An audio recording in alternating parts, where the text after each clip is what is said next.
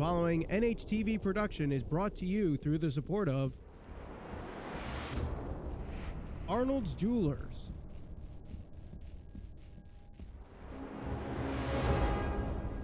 HB Communications, Forget Me Not Full Service Flower Shop,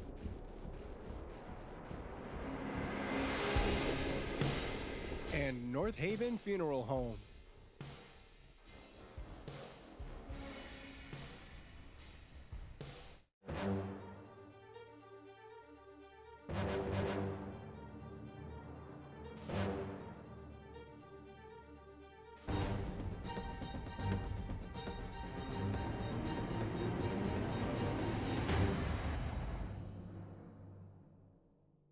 Hello, everybody, and welcome to Mike Vanacore Field for this exciting edition of Friday Night Football on NHTV. My name is Michael Valenti alongside Trevor Keys. Tonight, the North Haven Indians look to go 4 in a row after losing their opening game here at Mike Vanacore Field against Cheshire, and they're going to have to do it in a tough matchup against the Notre Dame Green Knights. But last year, the North Haven Indians actually went into Notre Dame's field and beat the Green Knights. Trevor, what do they have to do, or what did they do last year that they have to do this year? I mean, last year I went to that game by chance, and their defense played extremely well. Flew to the ball, made plays, turnovers. Offensively, they got to continue to do what they do best, and that's trying to run the football. I mean, that's North Haven's bread and butter. We know when we talk North Haven football, what it comes up, running game. But the passing game is also going to have to be a big part of the game with Jack Steinman, Montano, Tommy Dodge, and Max Sullivan, and Kyle Malillo are big parts of this team. And one thing, as you mentioned, the running game, little split here. North Haven, 1,176 rushing yards to 457 passing yards already this year. With Notre Dame, more balanced attack, 718 rushing yards to 648 passing yards. In fact, 308 of those passing yards last week from Notre Dame in their win against Fairfield Prep. North Haven, their running game is a big thing that they need to take care of. In their loss against Cheshire, only 183 rushing yards in the 3 wins since, at least 297 rushing yards. Trevor, how do they get the running game established today? Well, I think the big key when we did that game, the offensive line was getting manhandled by Cheshire. I think in the past 3 games, the offensive line has dominated in the trenches, and that's why they're gaining 200, 300. Their last game, I believe, the foreign game, they had almost 400 yards rushing. And they had another successful night. It's all in the trenches. That's where you win your football games, between the offense and defensive line. And that's going to be a huge part of the game for the North Haven Indians to possibly go 4-1 into their bye week. As they get set for the coin toss here, the North Haven Indians wearing maroon with white numbers, the Notre Dame Green Knights wearing white jerseys, green numbers, and gold trimming with gold helmets as well. And a big matchup that I see tonight that's going to be a challenge for North Haven. The last couple of years, their passing attack on the defensive side of the ball, their secondary is one that gets tested, or doesn't get tested a lot, but when it does, it doesn't necessarily come up in big situations. Tonight, Raganini for the Green Knights going against Tom Dodge. Dodge with 2 interceptions this year. He's been great on the offensive side of the ball, has been great on the defensive side of the ball. How do you see this matchup going tonight? Well, it's the typical number 1 receiver versus the standout corner, and it should be a great matchup. I mean, I've heard a lot about this kid Raganini from fans. He's an explosive player. This is their number 1 target, and as we know, you got to get the ball to your best players, and that's their best player on offense. And you're going to see a lot of number 3 and number 8 going head-to-head in a great matchup. Can't wait to see it. As you see the teams huddle up one last time before kickoff, North Haven Indians, Notre Dame Green Knights, coming up next on Friday Night Football on NHTV. Friday Night Football on NHTV is brought to you through the support of Arnold's Jewelers.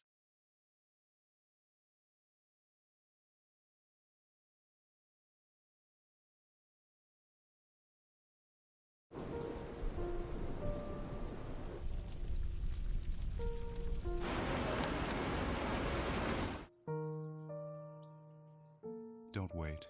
Communicate. Make your emergency plan today. Friday Night Football on NHTV is brought to you through the support of Forget Me Not, full service flower shop.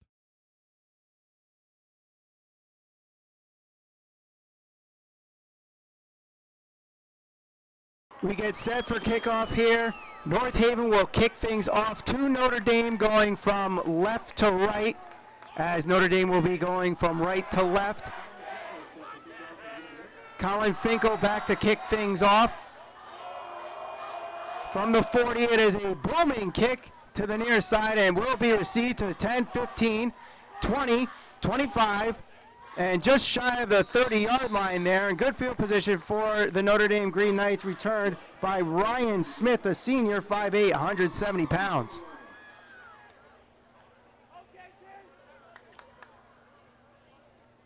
So it will be 1st and 10 for the Green Knights, led by Chris Elias at quarterback.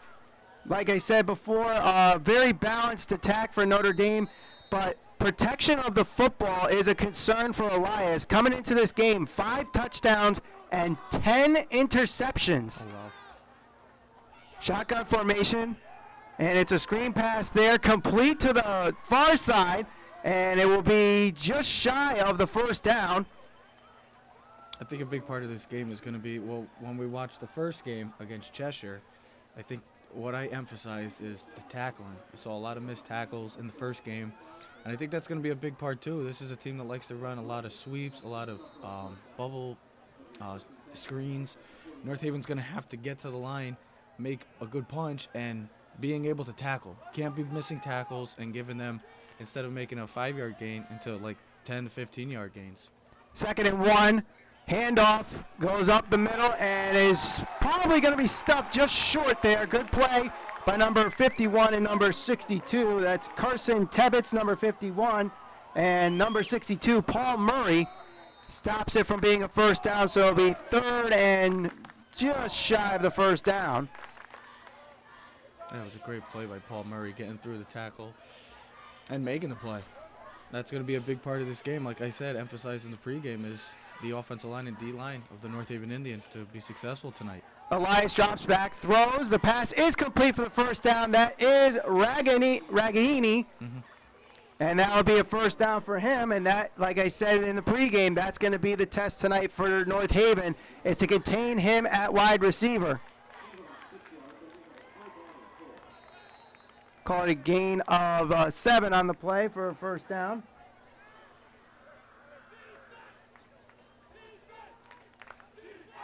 Oh, the ball got brought back, so 3rd and 4, my apologies.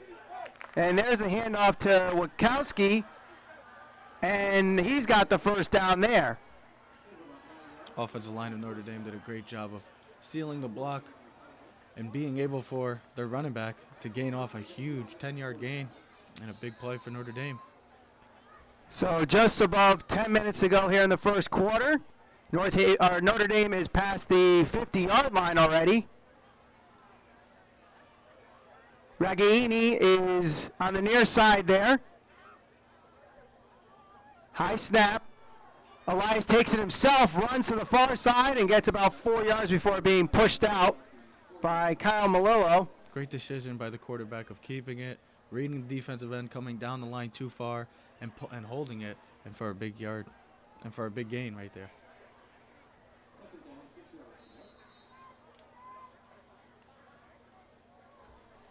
North Haven defense going to be very tested today in the passing game, I believe, and they have spread offense here for Notre Dame. And there's a handoff to Ragaini, and he's going to be stopped. Nice play there. Camarillo with the great contain, and that's going to be a loss. And like you said, great contain, not over pursuing on that play by Camarillo, staying right outside the blocker and making a great play for the Indians. 9:30 to go here in the first quarter. No score. And it'll be 3rd and 11 after the loss of, we'll call it 6.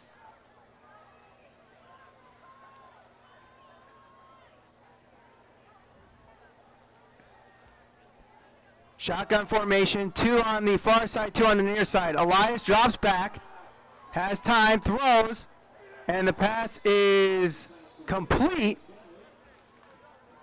to Nick Shanley. That's his second reception of the drive. He might be short of the first down. Let's see where they mark it.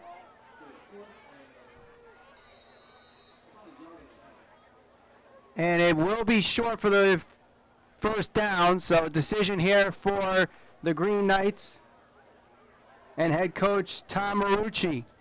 Yeah, Marcucci's been always an aggressive play caller, and as we see, looks like he may be going for it. He is going for it. 3 running backs behind the line of scrimmage. Elias hands it off. The ball's on the ground, and it will be a stop for North Haven. Kyle Malillo, again, his 3rd tackle of the drive.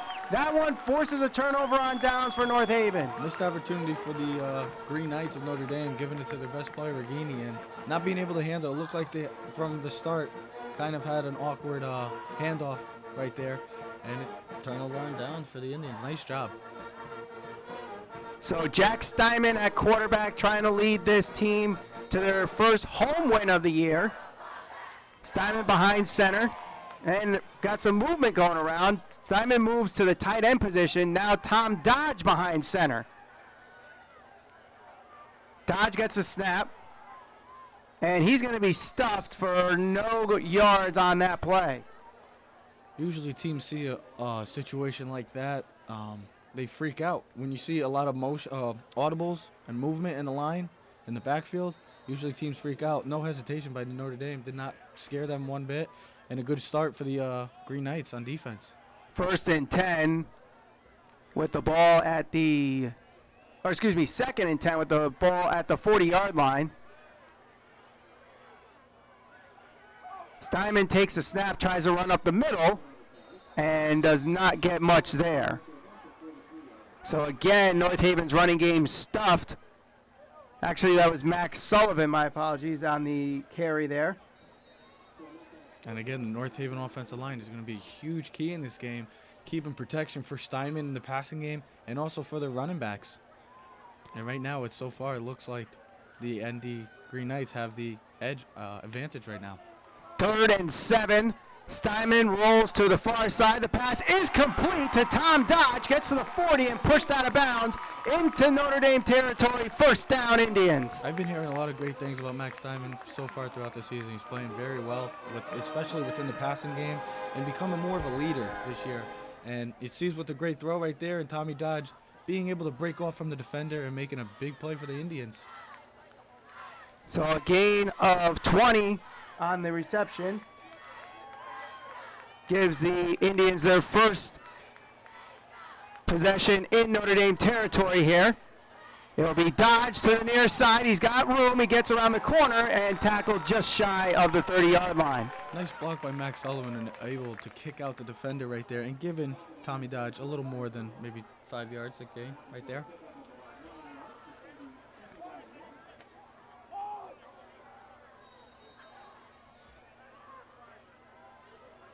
Second down and 1.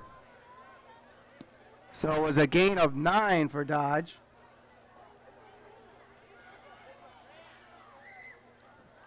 Snap to Sullivan, hands it off to Mark Montano, and Notre Dame not fooled there, but they may have still gotten the yard for the first down. We'll see where it's marked and if they're going to go to a measurement. Great job from the Notre Dame linebacker right there, reading it from the start and making a big stop right there. So it will be 3rd down. Just under 6 minutes to go here in the first quarter. It's 3rd and inches for North Haven. Man in motion, a snap up the gut, and Notre Dame looks like they have stuffed the runner there, which was Sullivan. So we'll see a great job there by the Green Knight defense if it was in fact a stop. We'll see if there is a measurement. They will bring out the chains for a measurement. Let's see. No, they actually will call it a first down. So just enough there for Max Sullivan. And he gets the first down for North Haven. It just seemed like he just barely got that. Good push by the Notre Dame defense right there. Second effort gives North Haven the first down. The snap. Dodge trying to find a hole. He does, and then he's hit just as soon as he finds it. Gets a gain of maybe 4 on the play there.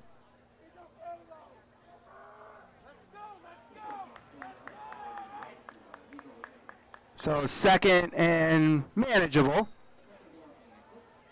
Steinman in the huddle right now calling the play. Dodge, Montano. Melillo in. Just about 5 minutes ago here in the first quarter. No score.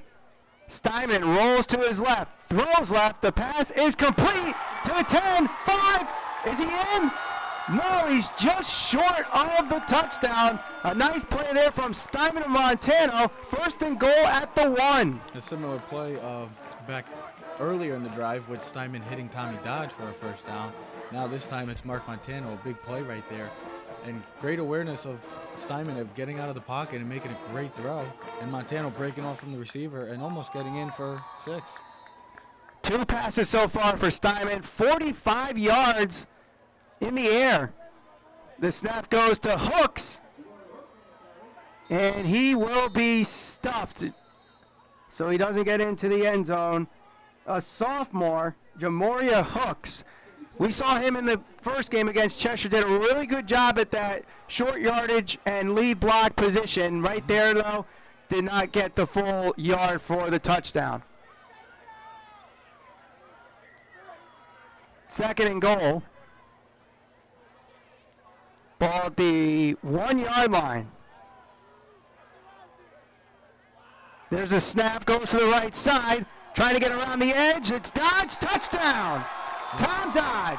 That's just pure speed right there, getting around the edge and getting into the end zone. When the Indians are up, it's nothing. Just like that.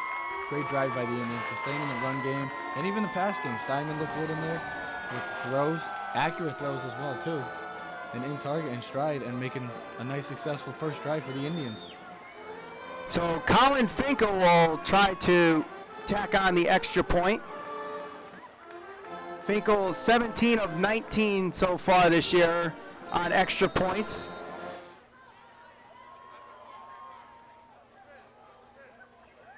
Kick is up, and that one is good. So with that, the North Haven Indians take the lead 7-0. You're watching Friday Night Football on NHTV. Friday Night Football on NHTV is brought to you through the support of Forget Me Not Full Service Flower Shop.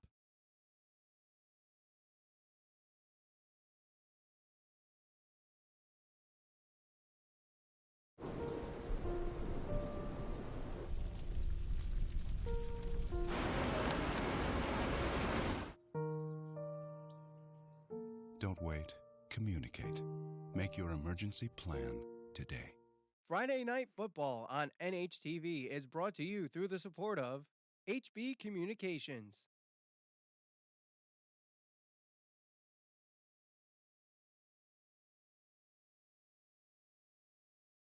And here's the kickoff to start the second possession for Notre Dame.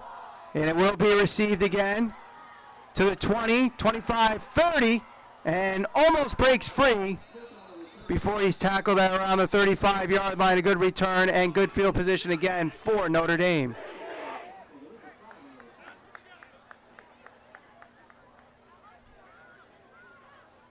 And we have a flag on the play. We'll see what the call is.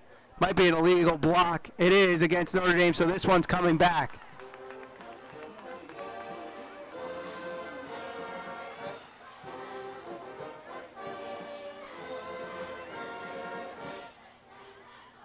So we'll see where they mark it after the penalty.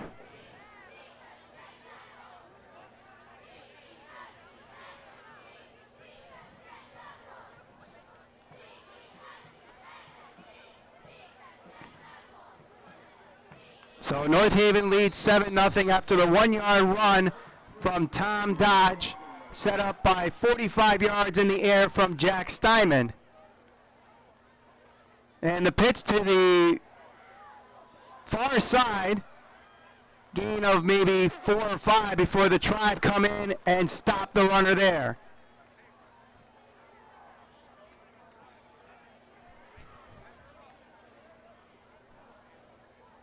This is a big drive for Notre Dame. Already down 7-0, trying to establish a ground game and the passing game. And the Indians continue to do what they did in the first drive. 2nd and 2.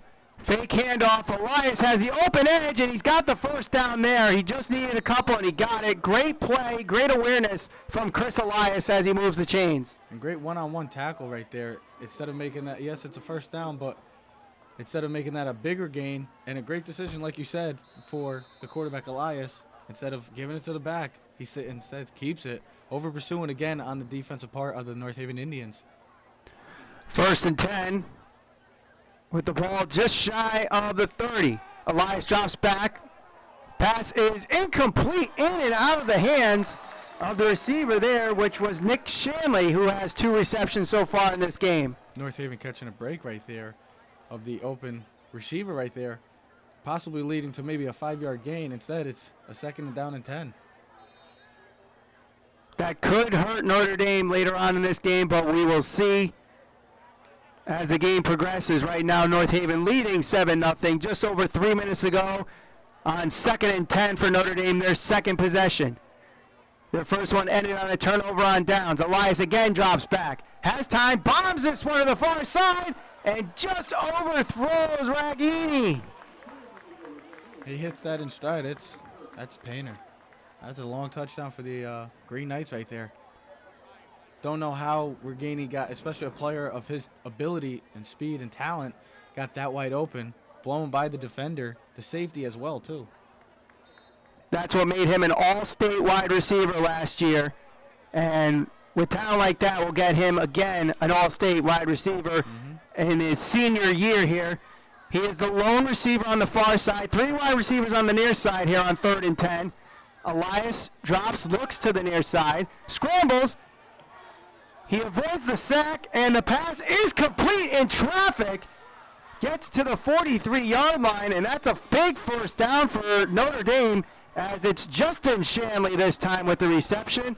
A gain of 13 on the play. Great job by Elias of getting away from the pressure, extending the play outside, and extended it outside of the pocket, and making a throw that looked, from what we're seeing, looked like it could have been a pick for the Indians. Instead, it's a first down for the Green Knights. 1st and 10 from the 43-yard line.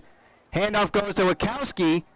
Gets through a couple tacklers and is just shy of midfield there. Good job breaking a couple tackles in the trenches by Wachowski and getting what would have been 2nd and maybe 8 to 2nd and about 5. And that's another thing I emphasize again, is the missed tackles. Instead of making it, like you said, a 2nd and 8, it's a 2nd and 5, and it's more manageable for the Green Knights instead of a 2nd and long 8.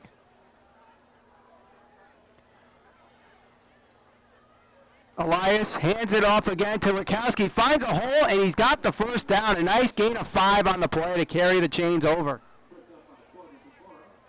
As I've been watching for the first 2 drives, it looks like the Green Knights have controlled the line of scrimmage right now, and that's why you see these big 5 to 6 yard gains a pop, because they're dominating the trenches right now. North Haven has to do a better job of sustaining, getting into the backfield, and causing some kind of pressure for the Green Knights. 1st and 10, Raghini in motion. Elias throws up the middle. The pass is complete, gets through a couple tacklers, and Tom Dodge there saves what could have been another touchdown. Great job of the Green Knights of having Raghini go in motion, becoming like a decoy right there, catching the backers off guard, and having a nice slant route going for a big 25-yard gain right there. Smart decision by Elias. I like the presence that he's shown so far in the game, making smart decisions, running it, keeping the ball, and throwing the ball as well. So 1st and 10 for Notre Dame. Elias fakes a handoff.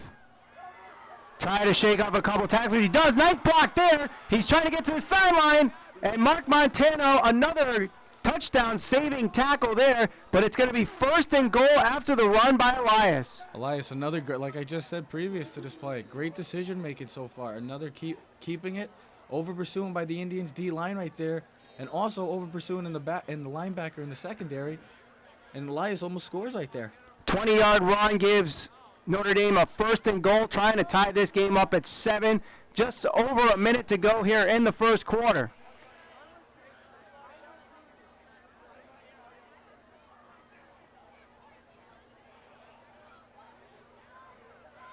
Elias takes the snap, and he gets around the edge for the touchdown, a 4-yard touchdown run for Chris Elias. It seems like it's a trend. That's 3 straight plays that you say. Another great decision by Elias, keeping it.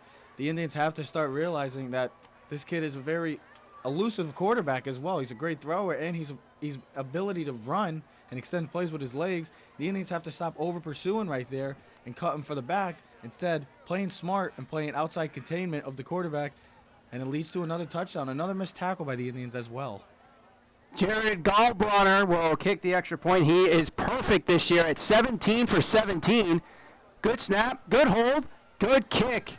And we are tied up at 7 with 1:07 to go here in the first quarter. You're watching Friday Night Football on NHTV. Friday Night Football on NHTV is brought to you through the support of HB Communications.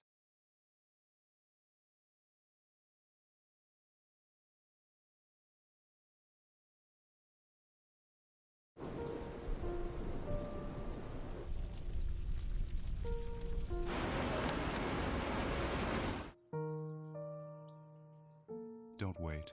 Communicate. Make your emergency plan today. Friday Night Football on NHTV is brought to you through the support of North Haven Funeral Home.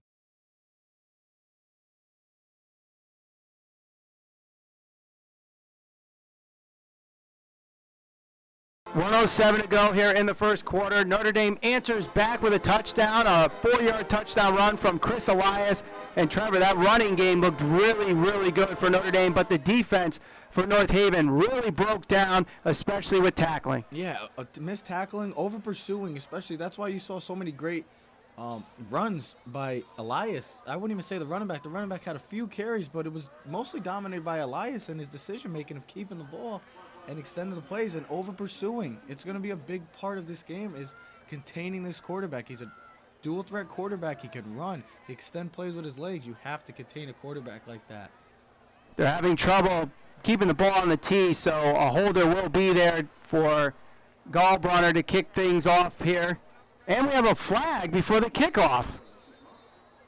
Are we going to have a delay of game penalty here? You don't usually see right before. You usually see it during the play, not before a play. So the ball will be brought back 5 yards, and that's Notre Dame's second penalty of the game.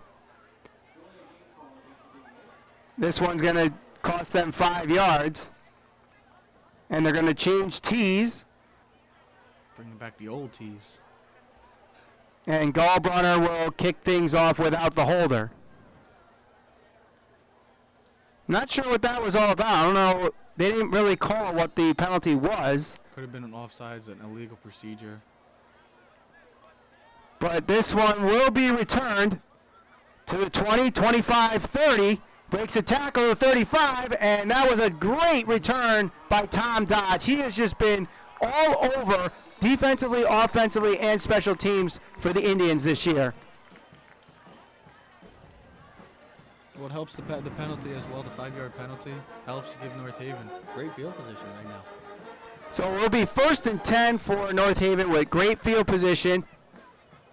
And, of course, with this single-wing offense and a lot of players on the offense being very versatile, it allows this team to have multiple people taking snaps. This time it's Max Sullivan who spins, runs up the middle, and gets a gain of, we'll call it 6, maybe 7. And like you said, that's the great thing about this North Haven team. You have so many weapons that are able to touch the ball. You can have up to 4 or 5 players touching the ball, and you don't know who's going to get the ball. It's a great thing to see. 2nd and 4, so it was officially a 6-yard run. 30 seconds to go here in the first quarter. Dodge takes the snap, tries to redirect, and Notre Dame's not fooled there, and he's stuffed for no gain. Great instinct by the linebacker for not over pursuing and playing smart right there. And I believe that will run out the rest of the clock, and we will be finishing the first quarter the first quarter with a 3rd and 3. North Haven with the ball at the 45-yard line, tied up at 7. We got a good one. It is a good one here. North Haven 7, Notre Dame 7. You're watching North Haven High School football on NHTV. Friday Night Football on NHTV is brought to you through the support of North Haven Funeral Home.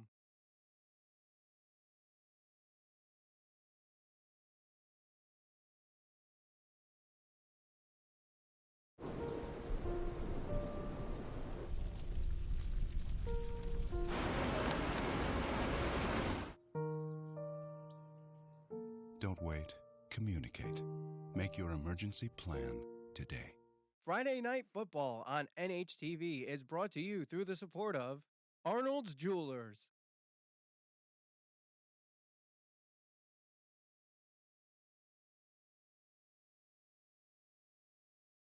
Tie score here, 7-7. As we get set for the start of the second quarter, you're watching Friday Night Football on NHTV. Michael Valenti alongside Trevor Keys. And North Haven, with a great 4th down stop defensively, led to their 7 points as it was a 1-yard run. There we go. 1-yard run from Tom Dodge. And then Notre Dame answers right back with a 4-yard touchdown run from Chris Elias. I've seen some positives on both teams. I've seen some negatives on both teams. Negatives for the Indians, got to make tackles. Continue to not missing tackles and over pursuing, making smart decisions offensive. They look great right now. Of Jack Steinman, Tommy Dodge, Martano, they're all playing great so far. We'll see how it goes. 3rd and 3. Steinman looks to throw. The pass to the right side is complete to Connor Malillo. Gets to the 40, and it is a 1st down for the Indians. A great play from Steinman to Malillo. Another 20-plus yard pass from Jack Steinman. Great awareness by Jack Steinman of seeing the cornerback play so far off and giving him a little cushion right there and dealing a nice short yard and extending it to a big play. Steinman with 3 passes, 3 completions, 3 different receivers, all plus 20 yards. Sharing the ball. You got to love it. Dodge trying to go to the left side this time. Gets to the 35, so a gain of 5, maybe 6 on the play for him.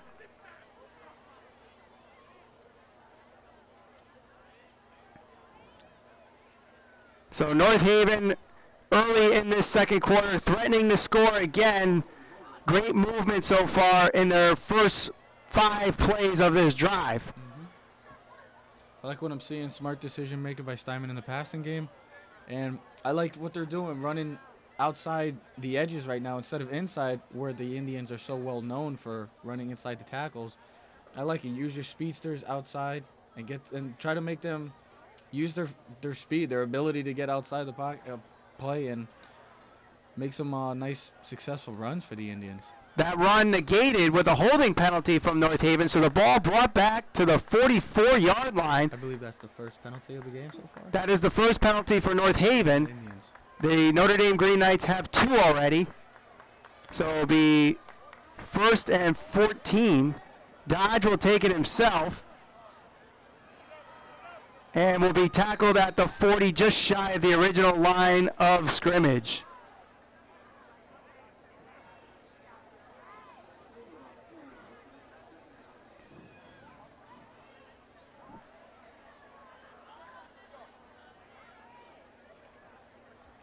Second and 12 is the official marking as we get into the first full minute of this second quarter, tied up at 7. Very bunched up formation here for the Indians. Man in motion. Handoff. Throws. Off balance. The pass is complete. That's Jack Steinman with the completion. Still can't go down. And he's carried out of bounds and still on his feet. A great play from Mark Montano throwing off balance to Jack Steinman. A gain of 21 for the first down. Like I said, this is the great thing about the offense. You can give 4 or 5 players the ball, and they can use, and like you just said, Mark Montano, and now you're seeing Jack Steinman going off the passes. It usually is the other way around, seeing Jack Steinman throwing to Mark Montano instead. A nice, it looked a little off balance right there. Quick throw, and Jack Steinman with a great play right now. Jack Steinman doing a heck of a job today so far in this game. Max Sullivan is behind the center for the snap. Tom Dodge to his right. Sullivan will try to get around Dodge, but the block isn't there, and great contained by the defensive line of Notre Dame, and a tackle there by number 45, Isaiah Kane, who is one of the leading tacklers for Notre Dame coming into this game. Great job by Kane of shedding the block and getting off Tommy Dodge and making him play in the backfield for a negative loss. Kane coming into this game just shy of 5 tackles per game, and that one a loss of 4 yards. And this puts the Indians in a tough situation right now of making a 2nd and 14 right now. An obvious passing situation. Steinman throws. The pass is complete for the touchdown. Great throw by Jack Steinman in stride, whereas only his receiver could catch that, and Mark Montano with a nice touchdown right there. So Steinman is 4 for 4 with a touchdown. All his passes 20-plus yards. Like I continue to say, Jack Steinman, great composure right there. 2nd and 14, a tough situation for the Indians, and he made it look easy right there, throwing it in stride for his receiver. Nice 2 successful drives back-to-back for the Indians right now, I must say. A 24-yard touchdown pass from Steinman to Montano. Finkel for the extra point, and that one is good. So with that, North Haven takes the lead with 9:56 to go in the second quarter, 14-7. You're watching Friday Night Football on NHTV. Friday Night Football on NHTV is brought to you through the support of Arnold's Jewelers.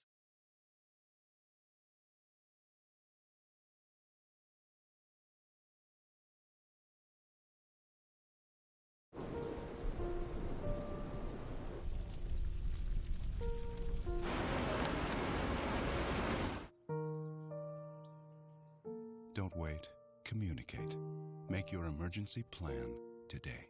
Friday Night Football on NHTV is brought to you through the support of Forget Me Not Full Service Flower Shop.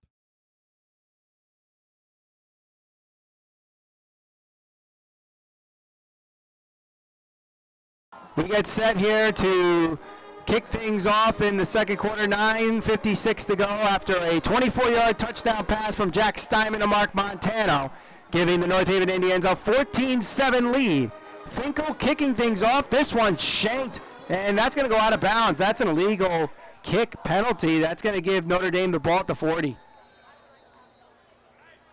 Tough break right there. Indians had a lot of momentum going into the defensive stand right now, and a bad decision, bad kick by Finkel, and it gives the Green Knights a good field position to start. Colin Finkel, his first year as the kicker for the North Haven Indians. He is now 19 for 21 on extra points, 3 of 6 for field goals this year, including 2 missed field goals in the first game against Cheshire. And that illegal kick, they're actually going to re-kick this one. So Notre Dame elects, instead of taking the field position, they will take the 5 yards and a re-kick. This is a little questionable decision here for Coach Tom Marcucci. We'll have to see how it pays off. Aggressive play call right there. Instead of getting good field position, they want to re-kick. When you have a player like Regani back there, you want to get him the ball, see what he can do. Finkel this time kicks it inbounds, and it will be returned. Gets to the 15-20. That is Regani. Shakes off a couple defenders, shakes off a tackle, runs over another guy, and they get to the 39-yard line, so they lose 1 yard if they were to take the penalty, so no harm, no foul. Colin Finkel trying to get in there and making a play. I like it, the kicker. On the Notre Dame's best player, arguably, in Regani. That's all I said. You got to give your ball. It's an aggressive play call right there by Marcucci. Instead, it really doesn't change anything. 1st and 10 from the 40-yard line. 60 yards separates a tie game. Elias throws. The pass is complete. It's a low screen, and that will end it there as the ball is low and the catch made by number 8, Justin Moorhead. A loss of 3. Now in high school football, once your knee is down, regardless if you're contacted or not, the play is dead. So that was one of the few negative plays that we've seen from Notre Dame so far in this game. Elias takes it himself and gets those 3 yards back as he was tackled there by number 56, Eric Milliard. Probably, if I was Elias on that situation, probably would have give the back the ball instead of keeping it, because he has been successful so far in the Indians. One of the few stops on Elias with that play call. They actually gave him an extra yard there, so it's a 4-yard run for Elias. 3rd and 9. Blitz comes for North Haven, and Elias throws it away as he's out of the pocket. No intentional grounding, so it will be 4th down, and Notre Dame will have to punt. And that's what you do right there. You cause pressure for any quarterback in a situation like that. It has to make him the force to throw the ball out of bounds. Smart decision by Elias, and not doing anything crazy and harming your team. Not a lot of passing in this game so far, with only 10 passing attempts, but only 2 incompletions, both from Notre Dame.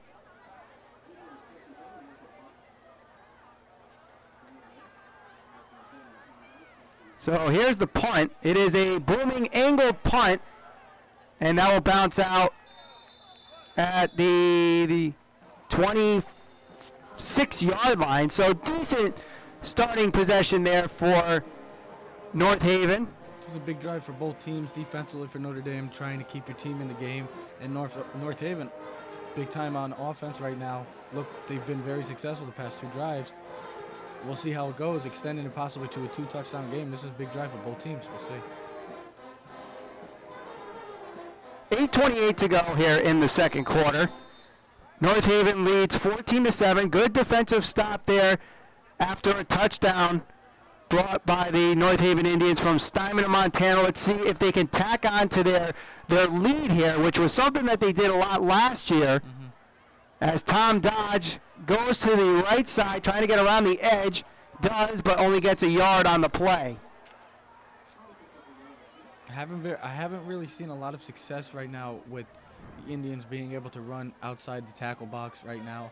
The Green Knights are doing a great job, linebackers and secondary, of filling those holes and getting there and making a tackle.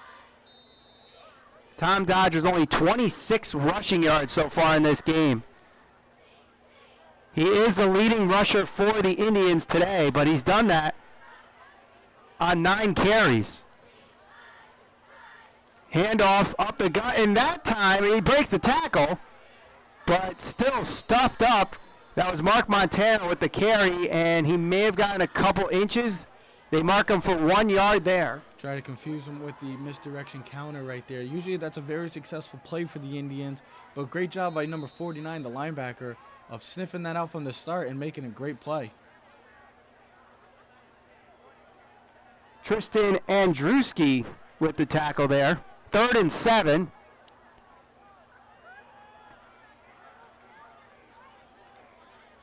There's a snap. Goes to the right side. Steinman looks to throw. The pass is incomplete. Intended for Mark Montano, so that's Steinman's first incomplete pass. Well, he was also getting pressured by a good job by the Green Knights of pressuring Steinman. Big quarterback like that, you want to be able to force him to put him into uncomfortable situations, and that's what they did. And now the Green Knights will get the ball back. Great stand by the Notre Dame Green Knights. So a very stagnant offensive drive for the Indians, forces them to punt. Only 3 yards on that drive. High snap, and it gets behind Finkel. Is he going to be able to get the punt off? No. Yes, he did. And as he was punting, the ball is still on the ground. Still on the ground. Did North Haven recover?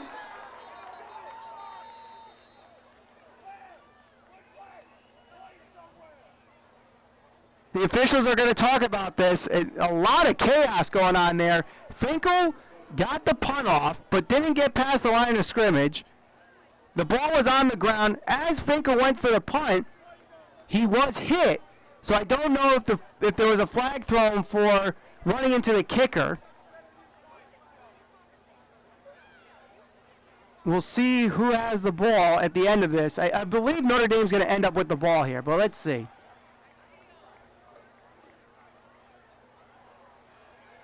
So an illegal procedure penalty against North Haven will give Notre Dame the ball at the 12-yard line. What a crazy sequence, I would say, huh? I haven't seen anything like that in all my years of watching football. I've never seen that as well. Very crazy right there. Seemed like the Green Knights were going to get great field position of possibly getting a block kick. Instead, somehow Finkel got that off. And then you think that North Haven got the ball. It's just a whole crazy sequence right there. Coach Sagnella has a couple words with the referee right now, trying to figure out what the heck's going on. And when Sagnella finds out, someone better get me the insight on that, because I still don't know what's going on. I think we like the no-till as well.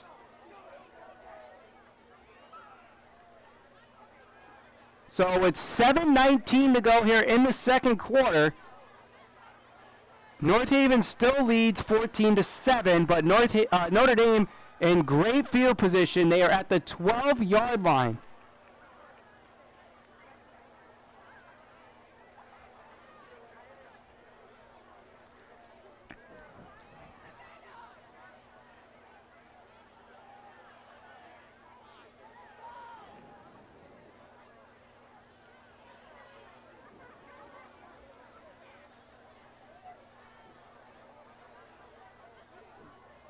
While they're trying to figure this out, we'll take a break. You're watching North Haven High School football on NHTV.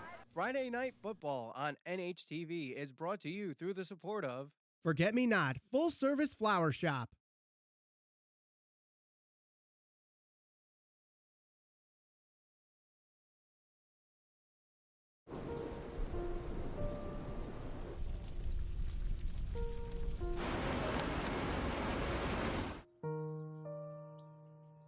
Don't wait.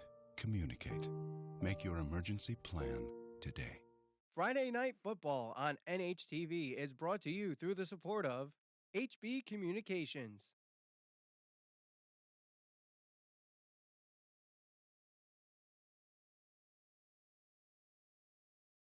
$7:19 to go here in the second quarter. Trevor, can you give us what the heck just happened there? Yeah, what we just heard is the ball didn't go past the line of scrimmage. That's what the call was, and that's why Notre Dame has received the ball. I never knew that. I didn't know that, and I'm a big fan of football. I know a lot about football, but I've never seen something like that, so I thank the fans for telling me that and letting you know. So crazy sequence right there, my friend. I think I saw that once in the NFL. Oh, yeah. As Elias is tackled, their first contact made by Max Sullivan. We do have a flag right when the contact was made, so we'll see if there was some type of face mask or something there. It's an offensive hold, so this one's coming back. So great field position for Notre Dame, now going backwards. And shooting themselves in the foot. They have a great opportunity to get in and make this a tied game. Instead, they're going backwards. They're going the wrong way. That's their third penalty of this game with just under 7 minutes to go here in the second quarter. So where this drive started at the 12-yard line, it is now at the 22-yard line. So they lost 10 yards on the penalty.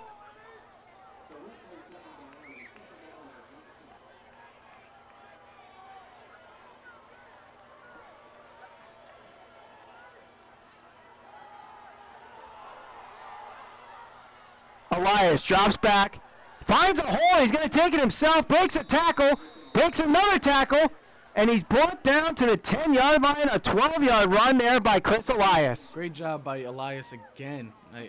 I've been saying it all game. Great decision making right there of reading the blitz. The linebacker coming with a outside blitz right there, and that's exactly where he went. He went inside, and there was a big hole, nobody there, fouled his blocks, and then more missed tackles continue on the North Haven part. And North Haven, and I believe that's a first down. No, third down. Well, it's a big chunk that they just gained back, so it's a more manageable down right now for the Green Knights. Handoff to Witkowski. Got a couple of yards on that play. And it will be 4th down on the 3-yard run from Witkowski.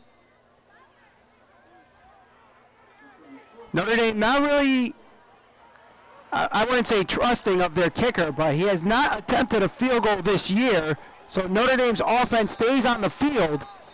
It's a big play right now. Ball at the 8-yard line, 4th and 1. And we have a timeout called by North Haven. I believe it was North Haven. No, Notre Dame calls the timeout. Interesting. Call of a timeout there with 5:20 to go. You're watching Friday Night Football on NHTV. Friday Night Football on NHTV is brought to you through the support of HB Communications.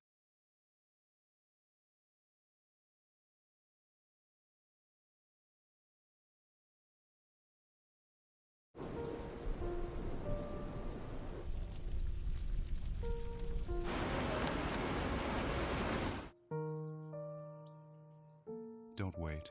Communicate. Make your emergency plan today. Friday Night Football on NHTV is brought to you through the support of North Haven Funeral Home.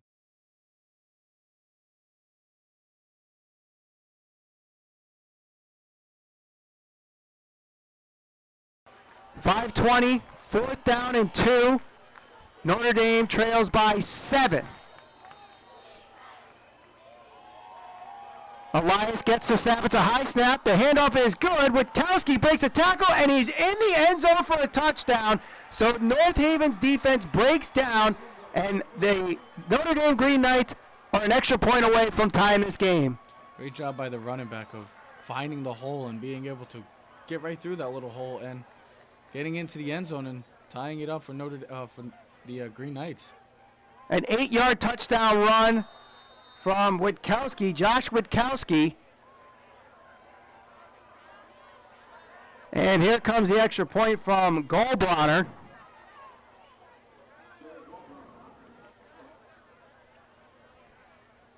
Low snap, able to get the kickoff, and we are tied at 14. 14-14 with 5:14 to go in the second quarter. You're watching North Haven High School football on NHTV. Friday Night Football on NHTV is brought to you through the support of North Haven Funeral Home.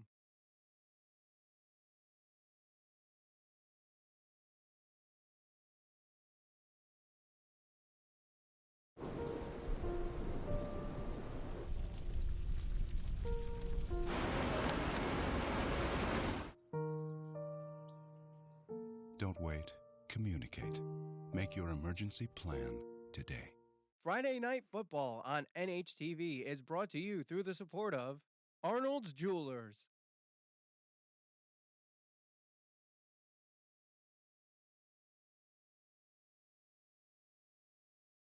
.5:14 to go here in the second quarter.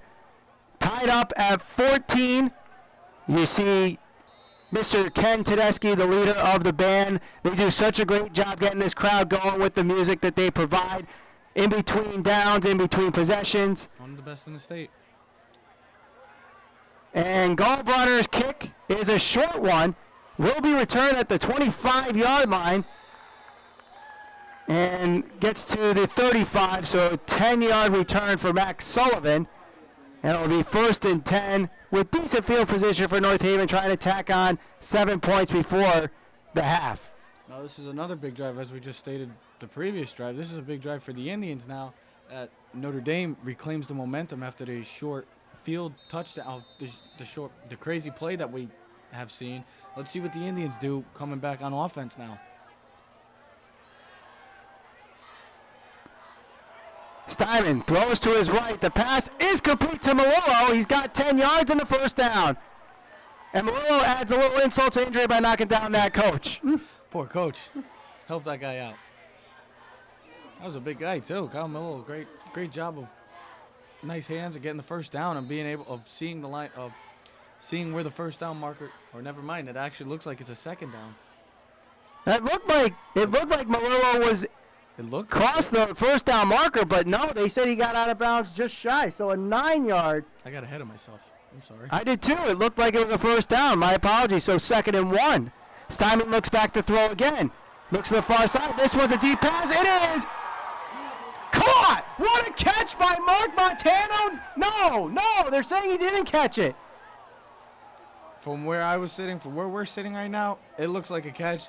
That ball never hit the ground. There is a flag on the play. I believe there was some interference on someone, either Montano or the Notre Dame defender.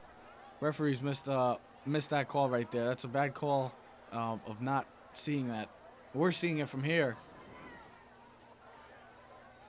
And it's not even the judge right there. It's not even the side judge. It's the back judge that's coming and making that call, which is shocking because he didn't get a great view of that, to see that. We'll see what the flag is for. And judging by the Notre Dame reaction, which was not the right one, it is a Notre Dame penalty. And it is not where the ball was, or where the penalty was marked. In high school, it is just a 15-yard penalty for pass interference. So it's still an automatic first down for North Haven, and it will be actually a hold. So it's a 5-yard penalty and an automatic 10-yard penalty. 10-yard penalty and an automatic first down. So with that, North Haven crosses midfield. The incomplete pass is negated. So still Steinman with only one incompletion today. Still, the referees missed that call right there. That was a catch by Mark Montano from what we're seeing. So they missed a call right there. 1st and 10 from the 45. Steinman looks to throw again. The pass to Montano is a low one, and this one is caught for a gain of 9. Short throw, underthrown by Steinman. If he hits that in stride, it might be another first down for the Indians. Instead, it's a short throw and only for about 4 or 5 yards, which is not bad. It's manageable for the Indians.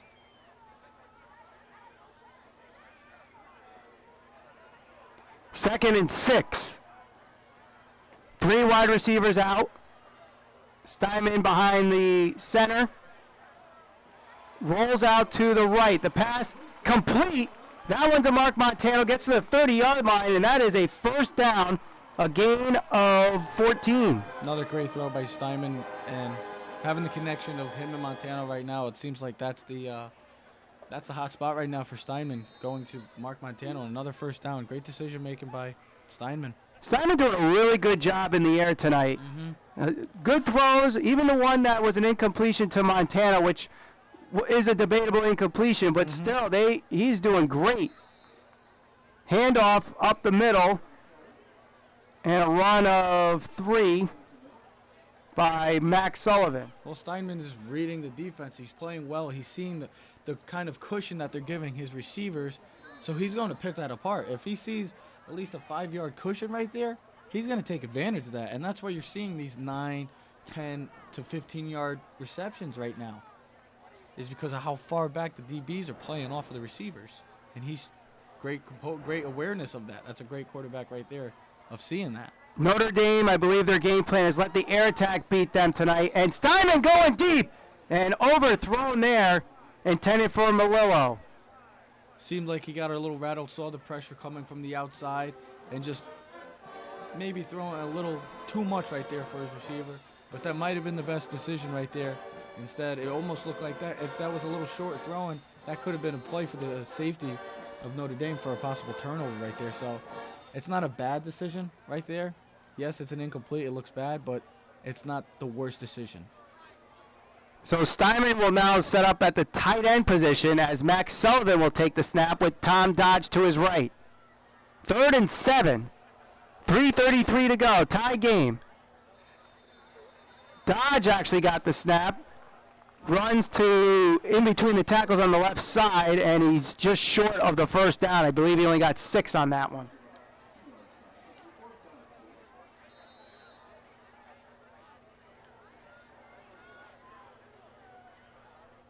So it's the second home game for North Haven, but from what I've seen so far, this is not the North Haven team that we saw last year that just ran up the scoreboard. Their running game was unstoppable. Yes, they lost a lot of players to graduation, but Trevor, is it the new alignment of the divisions that kind of hurts them? No. I mean, well, great run by Mark Montano. Sorry about that. But yeah, I don't think it's I think the schedule, yeah, it's a lot tougher. Yeah, that's the obvious thing to say. But you also have to see they got a whole new offensive line coming in, a whole inexperienced line. Yes, they played a little last year, but only when they were up by 40 points. But they have a whole new. They still have some pieces from last year, but they're losing Imperati, losing Mike Montano. You still have that, but I think the biggest thing that hurts them, or is why it's so different, is the offensive line. First and 10 from the 16. Dodge fakes the run. The pass is complete for a touchdown. Mark Montano, 16-yard touchdown run. Again, the Indians take the lead with just under 2.5 to go here in the half. Great job by Tommy Dodge of throwing it right to where only his receiver could get it, and the defender could not be able to. So a great drive by the Indians again. Looks like we're in for a possible shootout right now. Indeed, it will be a shootout. Great offensive play, great play call by the Coach Agnella of seeing the seam route, of picking it right up the middle. It was a basic seam route, and Mark Montano gets right through the secondary, and the safety not being able to come over and make the play. So a great play by Montano and a great play by Tommy Dodge, and the Indians are back up on top. 2:18 to go, and an offside penalty against Notre Dame will be negated. So they will take the touchdown and go for the extra point here from Colin Finkel.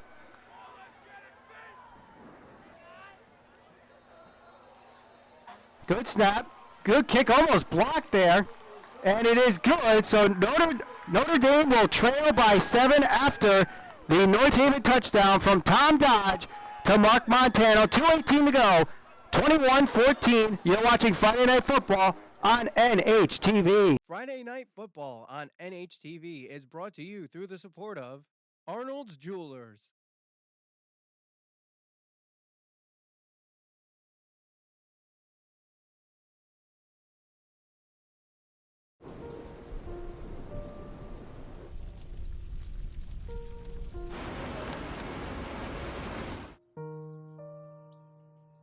Don't wait.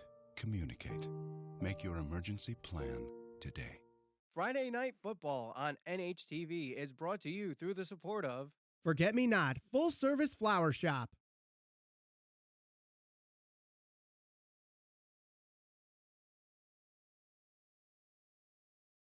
.218 to go here in the second quarter. North Haven answers right back with another touchdown as they lead 21-14. Tom Dodge doing a great job there of selling the run, faking, pumping back, and finding Mark Montano up the gut for a touchdown. And that's a great thing what this offense can do, with the run game being so favorable for the Indians, and it kind of confuses the defense at times because you don't know what you're going to get. You don't know if it's going to be a run. It looked like a run at first. Great job of selling it, like you said. And that's why the secondary maybe came up a little too bit over pursuing, and that's where you see Mark Montano in the back of the end zone for 6. So Notre Dame will have 2 minutes and 9 seconds to travel just about 70 yards to tie this game at 21. The air attack has been okay for Notre Dame, so they could go cross field with the air attack, but their running game has been great, and the Indian defense not doing great tackling again. Elias drops back to throw. He surveys, tries to get around, throws it deep, and the pass was he in bounds? Yes, he was. It was a catch. I was just about to say, right previous to this play, the Indians have done a great job of containing Nico Regini. Instead, what happens? Regini with the big play right there. The containment right there, that's why Elias was able to bounce outside and throw to his receiver, because the defensive line over pursuing again. Missing containment is a big part of a defensive line's responsibilities, and the Indians are over containing, or not containing, my fault. Elias will take it himself and run out of bounds, stopping the clock at the 32-yard line, and we have a flag on the play. Looked like a late block in the back, possibly. So we'll see what happens to the ball position on that. And just before that play, that was Regini's second reception of the game. like I just said, they've been doing a great job of being able to contain him. He's going to get the ball, but they're doing a great job of containing him and trying to make the Notre Dame Green Knights win the game differently and taking number 3 out of the game. And they're doing a great job until that play. So it's another penalty against Notre Dame. That is penalty number 4 in this half. And what would have been a gain of 10 yards is now negated, so back to 1st and 10. Elias in shotgun formation. 4 wide receivers, 2 on each side. He drops back, throws up the middle. Nice catch there. And that's going to be another 1st down, a gain of 12 on the play to Nico Regini.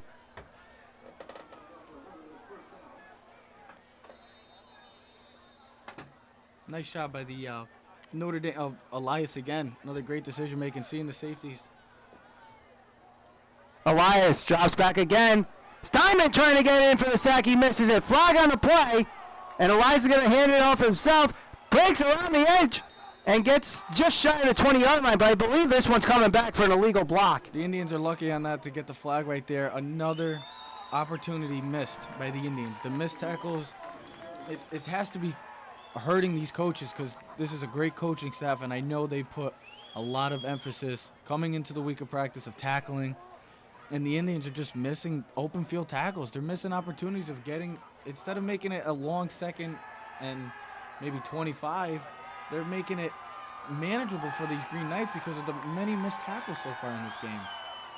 And the North Haven bench trying to get this North Haven crowd going with 1:14 to go in the 2nd quarter. Coach Sagnella talking to the official there. So the ball now at the 41-yard line. It is 1st and 26. And another flag on the play. And it's going back to Notre Dame. Another penalty for Notre Dame, and it's going back 5 more yards. So now 1st and 31. The object is to go forward in football. The Green Knights are doing the complete opposite and going well back many, many yards right now. It's almost, you can't even see the 2nd marker. That's how far back they are, which is incredible. Ball now at the 46-yard line. They had 1st down at the 28. Elias drops back, looks left, throws right, and it's a deep ball. It is incomplete. Intended for Regini. And number 10 for North Haven, Alex Chabrolo, the sophomore, on the senior on that play. Great job of the safety of not over pursuing and staying back in coverage, seeing Regini go for the deep throw. And you know they're going to try to take a shot right now. It's 2nd and a mile right now, and you know that the Green Knights are going to try to take a shot and get Regini the ball. And great job by the safety right there. Officially 2nd and 27, so my math was a little off. But just over a minute to go. Notre Dame trying to tie this game up. They need 27 for the 1st down, 46 for the touchdown. Elias drops back, screen pass to Regini, and he drops it. Looked like he was going to go with the basic halfback swing pass, but it confused me at first. Thought they were going to do that. Instead, they give it to Regini, try to get him out in space with his ability to run the ball with how fast he is. It looked like he might have maybe heard some footsteps right there.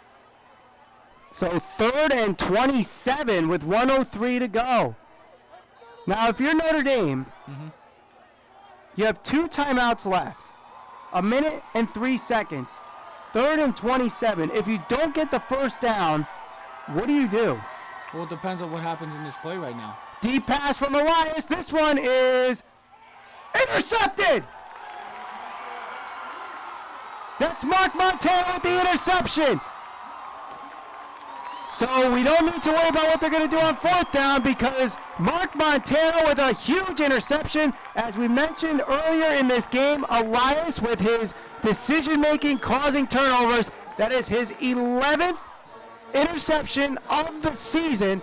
And that one goes to Mark It Montano. wasn't a smart decision by Elias on his part. I mean, he's trying to heave up a prayer right there. It's third and a mile right now, and just heaved up a prayer.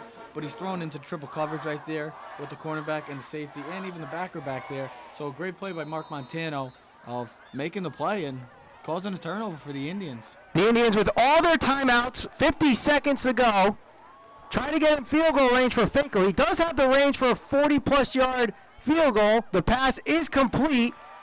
That one to Tom Dodge, and he'll get 6 yards as the clock stops as he gets out of bounds. Well, let's see what Coach Sagnella does in this situation. You got 43 seconds left. You have a kicker that can kick the ball, but is he accurate enough, and do the coaches trust him enough to get that kick, to possibly put him in field goal range and extend this game to a 24-14 lead going into the half? We'll have to see. 43 seconds now. 3 wide receivers out, 2 on the near side. Steinman drops back. Looks, he's got pressure behind him, he throws, and that one goes out of bounds, intended for Kyle Malillo. Smart decision, just throw it away. You saw the pressure from the outside, from both sides coming. Smart decision, not forcing anything and possibly causing a turnover for the Green Knights. So it's a good decision on Jack Steinman's part. 3rd and 4 with 37 seconds to go. I think at this point you just play conservative, put the ball on the ground, and let the clock run out. Yeah, your offense has done well, especially the passing game today. Just play it smart, go into the half up 7, and that's what I think the Indians should do. Sullivan breaks through a hole. He's got the first down, so that should kill the rest of the 30 seconds left in this half. They stop the clock to move the chains, but then once it restarts, that pretty much should run out the rest of the clock unless Notre Dame starts taking their timeouts. Which I don't think they are. I think they're going to go into the half up 7 and make the current adjustments, especially defensively. I think they're going to emphasize a lot of the missed tackles. I think the D-line is going to get an earful, and the secondary, just the defense as a whole in the North Haven Indians, will probably get an earful of the missed tackles again. Offensively, they look great right now. Passing the ball, especially, they look great. We're in for a fun second half, I'd have to say. So that will end the first half as Jack Steinman takes the knee, and the Indians will go into the locker room with a 7-point lead. It has been a seesaw battle. It has been a shootout, and so far Jack Steinman has got the bigger gun. North Haven leads 21-14 at the half. You're watching North Haven High School football, Friday Night Football on NHTV. Friday Night Football on NHTV is brought to you through the support of HB Communications.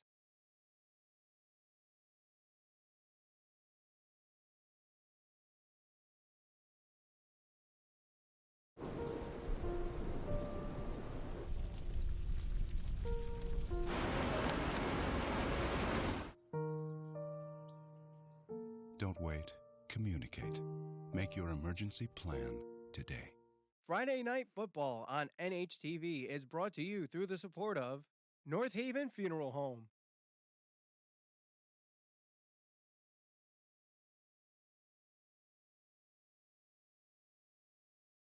We get set for the second half of action here as North Haven leads 21-14. Michael Valenti alongside with Trevor Keys. And Trevor, the offense looks good. The defense, suspect as best. Yeah, the offense looks great. Passing game, they look great. Smart decision making on Steinman. Tommy Dodge throwing a touchdown, and it looks good. Defensively, they just have to clean up the tackling, stop over pursuing, the containment of trying to contain Elias, and they're doing a great job of shutting down Nico, the receiver right now. Rico Regini. Yeah, Nico Regini. Thank you. They're doing a great job of shutting him down right now. We'll see what the second half brings. I mean, it looks like it's going to be a fun 24 minutes, I would have to say. The first 24 was fun. I think it's going to be another good 24 minutes. It should be another fun 24 minutes here as North Haven will start with the ball, leading 21-14. And let's go with the leaders heading into their first possession here. North Haven, leading passer is Jack Steinman, 8 of 11 in the first half for 126 yards and a touchdown. Leading the rushing game is Tom Dodge with 31 rushing yards and a touchdown. And for receiving, it's Mark Montano, 79 yards and 2 touchdowns, as the first play from scrimmage in the second half is a 1-yard run. I believe that was Mark Montano with the carry. I think that was Max Sullivan. Was it Sullivan? Yes, it was Max Sullivan. I was reading the stats, so I It's wasn't sure okay. if it was Sullivan or I got you. Montano. Thank you, Trevor. You're very welcome. 2nd and 9 after the 1-yard run. Steinman looks to throw. He surveys. He's got Dodge open, but overthrows him and goes out of bounds. So an incomplete pass on 2nd and 10. It looked like a similar play right before the half. Steinman getting pressured again, but being composed. I'm seeing a lot of great qualities in Jack Steinman right now with the being composed, the awareness, the smart decision making. I like what I see. I mean, yes, it's not sexy right there, throwing the ball away, but guess what? It's smart decision making, and it leads to another opportunity for the Indians instead of a possible maybe turnover for the Indians. 3rd and 10. Steinman again looks to throw.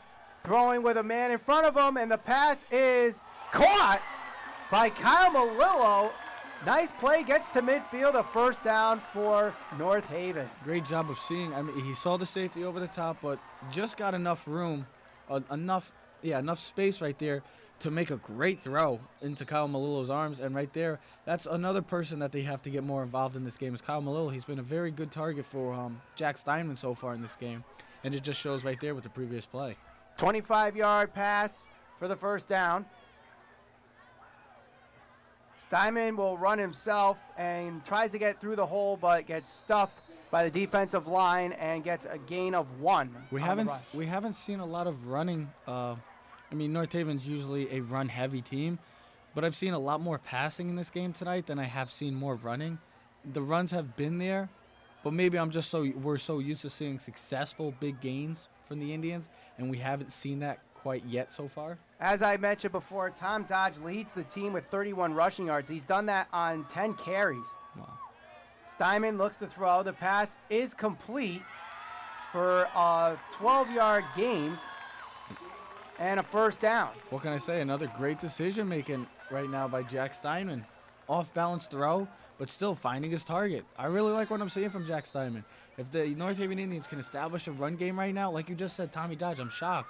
The 31 yards, you said, on 10 carries? Yes.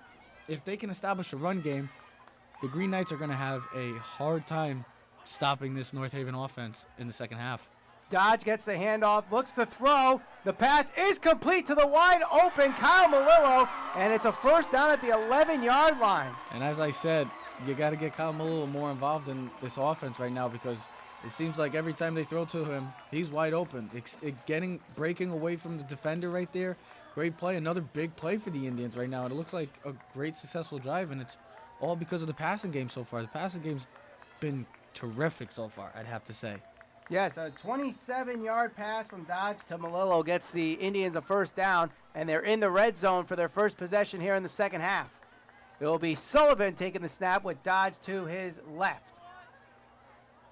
Dodge gets the direct snap, hands it off, and no gain there. That was Mark Montana with the carry. Great job by number 53 of shedding the block from the D-line position and making a great stop behind the line right there. As we said, they're having a hard time, the offensive line. They're giving enough time for Jack Steinman to throw the ball. When it comes to the running game, it seems like they're getting punched in the mouth, and they're not punching the Green Knights back. And that's why you've seen so many short yardage runs from the Indians that we're not used to seeing. 2nd and 10.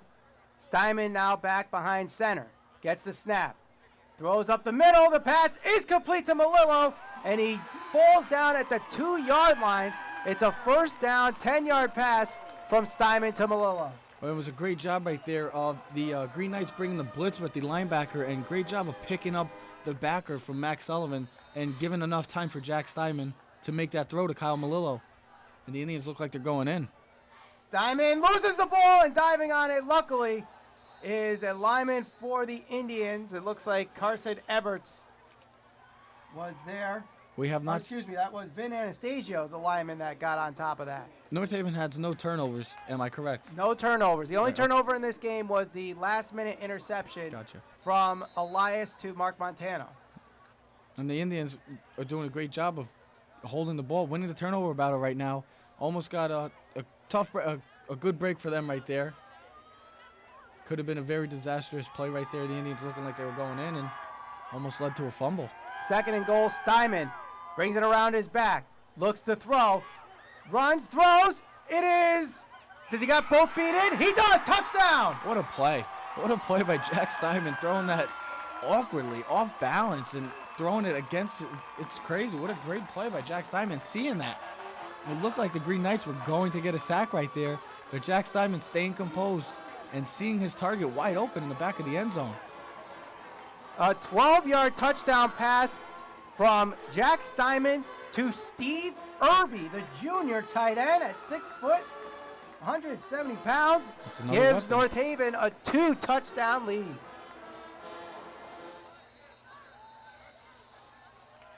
I think there was a flag. Another Notre Dame flag. In the first half, they had 6 penalties that really killed them, especially on that last drive that led to an interception.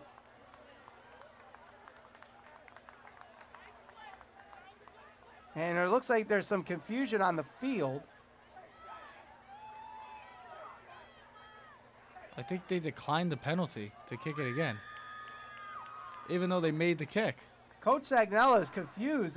I think he did not want it declined. I don't know. It was good, and they declined it. Instead of making it a 28-14 game, they're re-kicking, which is surprising. The kick is up, and that one's shanked.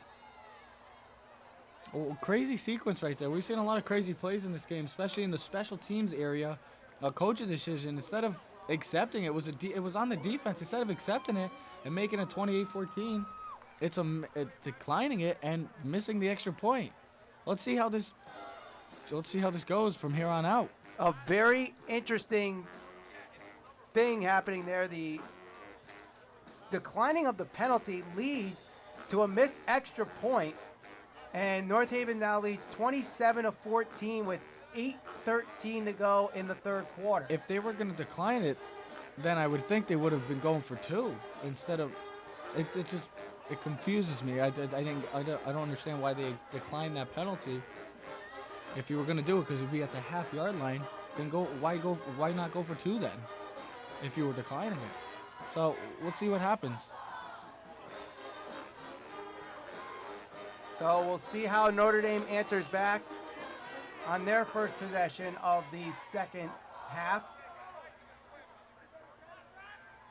It will be returned to the 30-yard line. 8:03 to go in the 3rd quarter. North Haven leads 27-14. You're watching North Haven High School football on NHTV. Friday Night Football on NHTV is brought to you through the support of Arnold's Jewelers.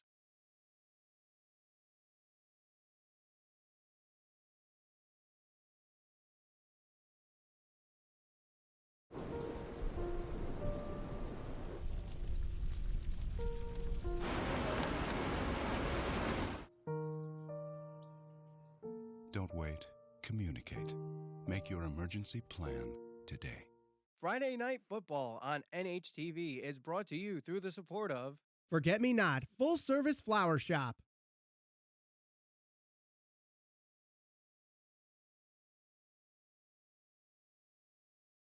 We get set for Notre Dame's first possession of the 3rd quarter. 8:03 to go in the 3rd. Elias, quick screen to Regini. Gets around a couple defenders, almost shakes off one more, and he's got enough for the 1st down. And right from the start, you didn't see a lot of that in the first half of Notre Dame being able to get the ball to Regani. Instead, the first play, they go right to him with a nice little bubble screen, and it goes for a 1st down. Nice block by the receiver of being able to not get a holding call, but great job by Regani of seeing his blocker, cutting inside, and getting a 1st down for the Green Knights. 1st and 10 from the 42. Fakes the handoff, takes it himself Trying to get it around the edge. Max Sullivan and Kyle Malillo are there. Malillo bringing down the tackle for no gain. And you're already kind of seeing the impact already with Pregame. Already 2 plays in this first, or the first 2 plays of their the Green Knights second half. And you see Pregame getting the ball with a bubble screen. And now you're seeing him go in motion. So they're going to probably try to use him in different kind of packages. Just trying to get him out there, confuse the defense, catch him off guard. We'll see how it goes. 2nd and 10 after the no gain on the play. Fakes a handoff, throws a quick snap, and it's caught there by Shanley. And that's going to be a first down, a gain of 22. Great job by Elias of reading the coverage and being able to go for a quick slant because they're playing so far off of the defenders. They're playing at least 5 or 6 yards off the defender, so it makes it a lot easier with a kind of pass play, a slant play like that, and giving them an open play like that and extending it to making it a huge gain for the Green Knights. And a run up the middle by Witkowski. Had a huge hole there, and looks like we have an injury there. I believe that's Max Sullivan, who walks up gingerly and limps, but it should be okay. He's walking off it on his own power. The Green Knights are down 13 points right now, but that's not phasing them. They're just going right down right now, and they're punching North Haven right back. Yes, they're down, but they're not showing any signs of weakness right now. 1st and goal as Elias tries to get to the end zone. He will get tackled for a gain of 6 and will be just shy of the end zone, a run of 6 yards for him. 18-yard run from Witkowski before that. 2nd and goal, just over 6 minutes to go here in the 3rd quarter. North Haven killing off almost 4 minutes of this quarter on their first possession. Notre Dame answering right back in 2 minutes. And that's a touchdown right there from Josh Witkowski, a 2-yard touchdown run, and they are an extra point away from making this a 1-touchdown game. It was a very quick drive by the Green Knights right there. As you just said, the Indians had a long 4-minute drive trying to waste some clock, but the Green Knights go right down very quickly. Getting the passing game and the run game, continuing with the run game. They're gaining at least 8 to 10 yards a pop with this run game. The offensive line doing a great job right now. The D-line of North Haven has to do a better job of getting off their blocks and trying to at least contain this run game right now, because it seems like this run game is having a major impact on the defense of North Haven, and it continues to wear them down. The extra point is good. 5:59 to go in the 3rd quarter. North Haven leads 27-21. You're watching Friday Night Football on NHTV. Friday Night Football on NHTV is brought to you through the support of Forget Me Not Full Service Flower Shop.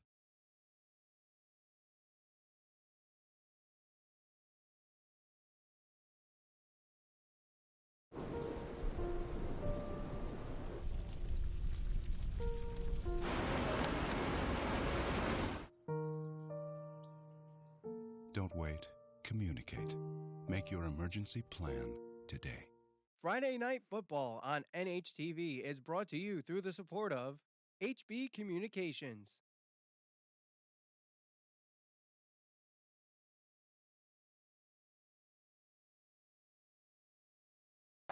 $5:59 to go here in the 3rd quarter as Notre Dame answers right back with a touchdown, trailing by 6. And the ball is on the ground, eventually covered there by number 32, which is Devin Brockamer. You would think the Indians, with what they're up right now, 27-21, you think they would be the one, the Green Knights would be the ones rattled. It seems like the North Haven Indians look to be a little rattled right now. We'll see how it goes. You give up a quick drive like that, quick touchdown like that. We'll see what the offense brings now for the Indians, which has been so successful so far throughout the game. 1st and 10 with the ball at the 20-yard line. They killed 4 minutes off in their first half, so if they could do that again, you know, that gets it to just under 2 minutes here in the 3rd quarter. Dodge will hand it off to Montano, and he'll only get 1 yard. This running game is not getting established at all tonight. And I think that's really killing the North Haven offense right now. killing the coaching staff because they predicate on this run game. This is their bread and butter. All these run plays that you see, this is their bread and butter, and I think it's killing them right now because of the fact that, yeah, they're passing the ball, but they're not known for a passing team. They're playing smart with the ball, with the passing game. Jack Steinman doing a great job, Tommy Dodge as well, but they're predicated on running the football, and it hasn't been successful right now. 2nd and 9 as Steinman's pass is tipped and goes to the ground there. It looked like he was trying to dump off to, not quite sure. I thought it was Mark Montano. He had the man in the flat. He was trying to go with the short, easy route right there, the little arrow route they like to call it. And great play by the defender, tipping it, and I think that almost was intercepted. It was nearly intercepted, so 3rd and 9 from the 20 with just over 5 minutes to go here. So an incomplete pass and 2 bad runs, and they don't kill any time off the clock. And it hurts the offense because they're, like I said, they're so run heavy that they haven't been able to establish any sense of run game tonight. Steinman drops back, has room to run, but he'll throw, and the pass is intercepted. And I just said they've been playing smart decision making. The quarterback not really smart right there on Jack Steinman's part, seeing the double covered right there with the safety over the top and the cornerback doing a great job of staying with his man and making a great play right there. Seems like there might be a flag as well. If the interception stays, which I believe it will, I don't think I saw a flag. So the interception will stay, and it's Jordan Garglujo that got the interception there, the free safety senior.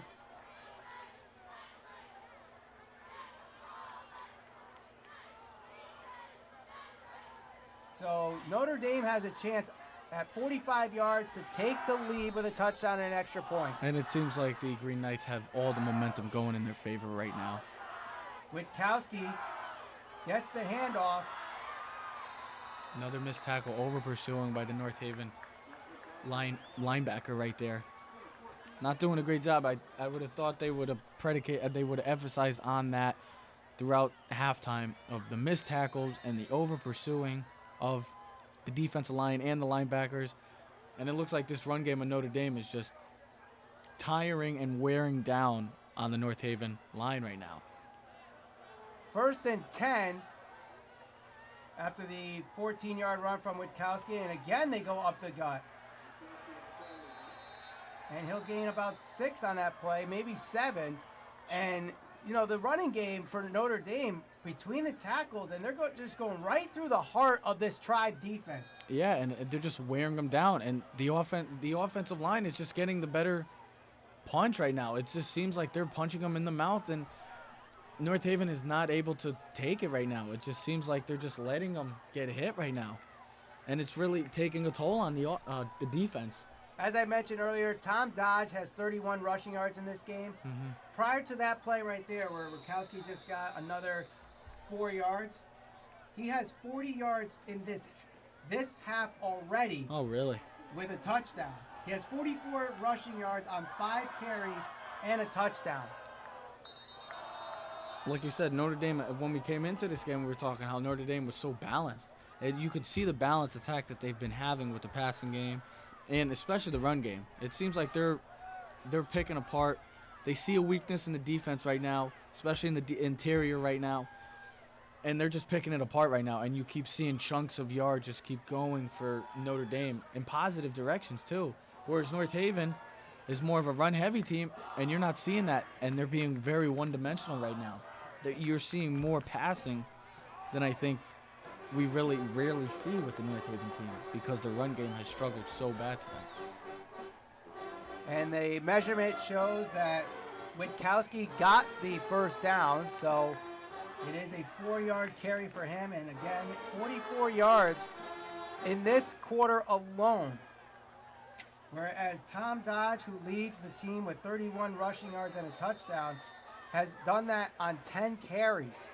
So the running game definitely not working tonight for North Haven, relying on that passing game. And Witkowski again despite being down, they are not abandoning the run, and Witkowski getting another 6 yards on the play.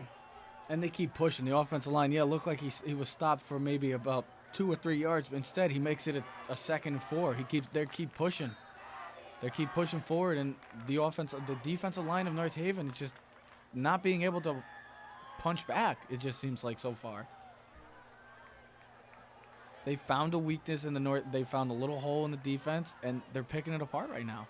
Witkowski again runs over the tackler, and it's going to be 1st and goal on a nice run there from Witkowski. This kid's a tough runner right now. You've seen it so far. You just said it. He's had already about 50 or something yards right now. And these are all tough runs. He doesn't run away from contact. He's going right into contact. He's trying to bull you over. And it looks like North Haven just has no answer for him right now. 58 rushing yards on these 2 possessions here in the second half. And he'll get the call again, trying to punch in 2 more for a touchdown, and he is in the end zone for a touchdown, his 2nd touchdown of the half, and 3rd touchdown of the game, and that gives Notre Dame a tie game with the extra point giving them the lead. Did we see any passing plays on that offensive? No passing attempts at all. Wow. On that possession. And just continue to run the football, and the Indians have no answer for him right now. The exact same play on every one of those downs. A run up the middle, run up the middle, run up the middle. Same gap and everything. Mm-hmm. Hold is good. Kick is up. And Notre Dame takes the lead with 2:53 to go in the 3rd. There's nothing different. There was nothing different that you just said. There was nothing outside of the tackle box. It was all in between the guard play. And it just continues to show that the North Haven Indians have no answer for what the running back right now for Notre Dame. Zagnella needs to answer. 28-27, 2:53 to go in the 3rd. You're watching Friday Night Football on NHTV. Friday Night Football on NHTV is brought to you through the support of HB Communications.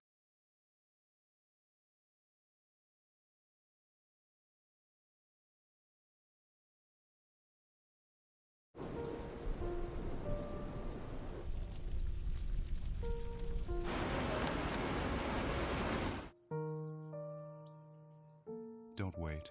Communicate. Make your emergency plan today. Friday Night Football on NHTV is brought to you through the support of North Haven Funeral Home.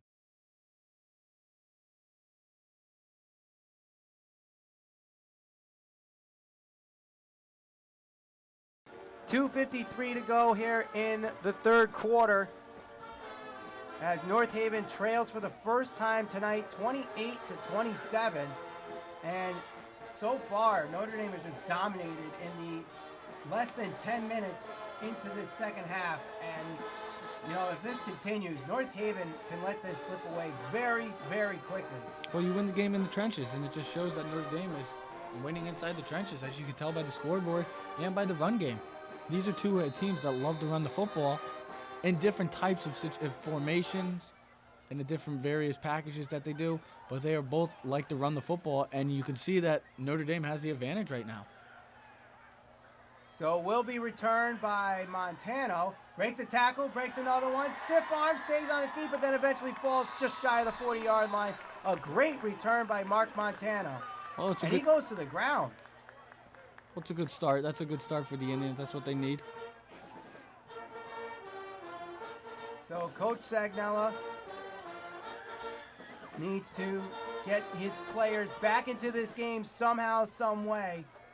2:45 to go in the 3rd, trailing now by 1 after leading at one point by 2 scores. Mm-hmm. They went into this half up by 13, and really what should have been 14, but then an extra point attempt, which was good, had a penalty, somehow got declined, and that led to Finkel missing the extra point. Seems like it really changed the complexity of this game right now with one little extra point. Special teams has played a big part in this game so far with the craziness. Mark Montano loses a yard on the carry. A great stuff there by the Green Knight defensive line. And they continue to just dominate inside the trenches, and that's why you're not seeing North Haven have any success with their run game so far. So it'll be 2nd and 11. North Haven just praying for this third quarter to end. Hopefully they can end it on a good note, though. Snap goes to Dodge. And he is going to get sacked. They brought the blitz. I'm surprised that the North Haven, the Indians did not see that. He was coming off the edge. They brought the blitz. A smart decision by Marcucci and the coaching staff of Notre Dame. And now it puts the Indians in even a tougher situation, which started as a 2nd and 11, now becomes about a 3rd and 18, 19 right now. An obvious passage situation, and we'll have to see what the Indians do right now. That was Jack Scalise with the 9-yard sack. It has not been the Indians' quarter, as you said, Michael. Steinman looks to throw. It is a dump to Sullivan. Pass is complete. And they get to the 45-yard line, well shy of the first down. And do you keep the team on the field, or do you go to Finkel? Last time he punted, it was just a catastrophe. It was just utter chaos. Yeah, to say the least, yes. No, you just got to punt it. You're not in a good situation right now. It's 4th and 4. You got a good chunk of that play back, but yeah, you definitely have to punt it. Just play smart. You're only down by 1. I know it hasn't been the quarter so far for you guys, but that's the thing. You just got to punt it. Have faith in your defense. Maybe they make a stop. We'll see how it goes. And a timeout is called.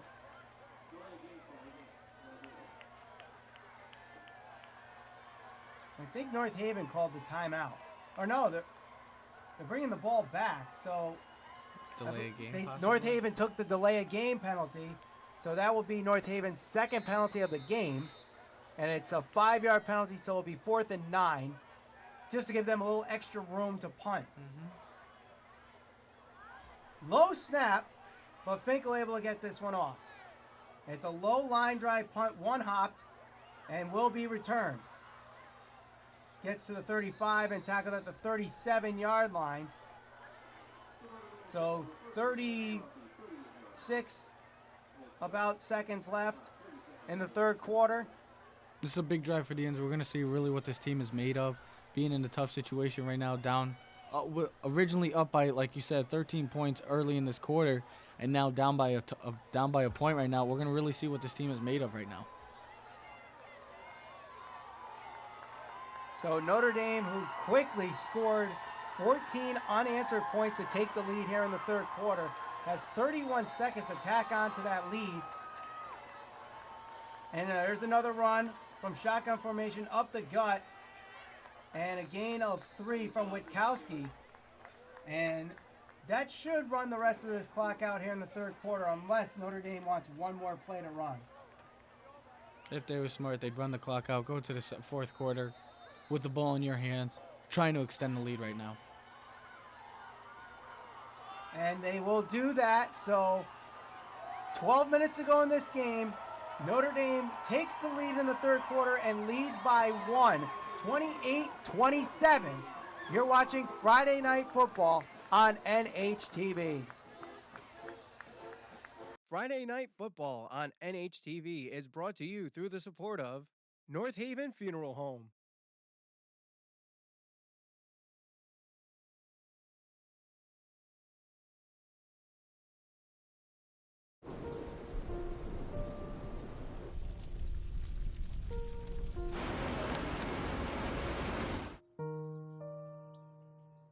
Don't wait. Communicate. Make your emergency plan today. Friday Night Football on NHTV is brought to you through the support of Arnold's Jewelers.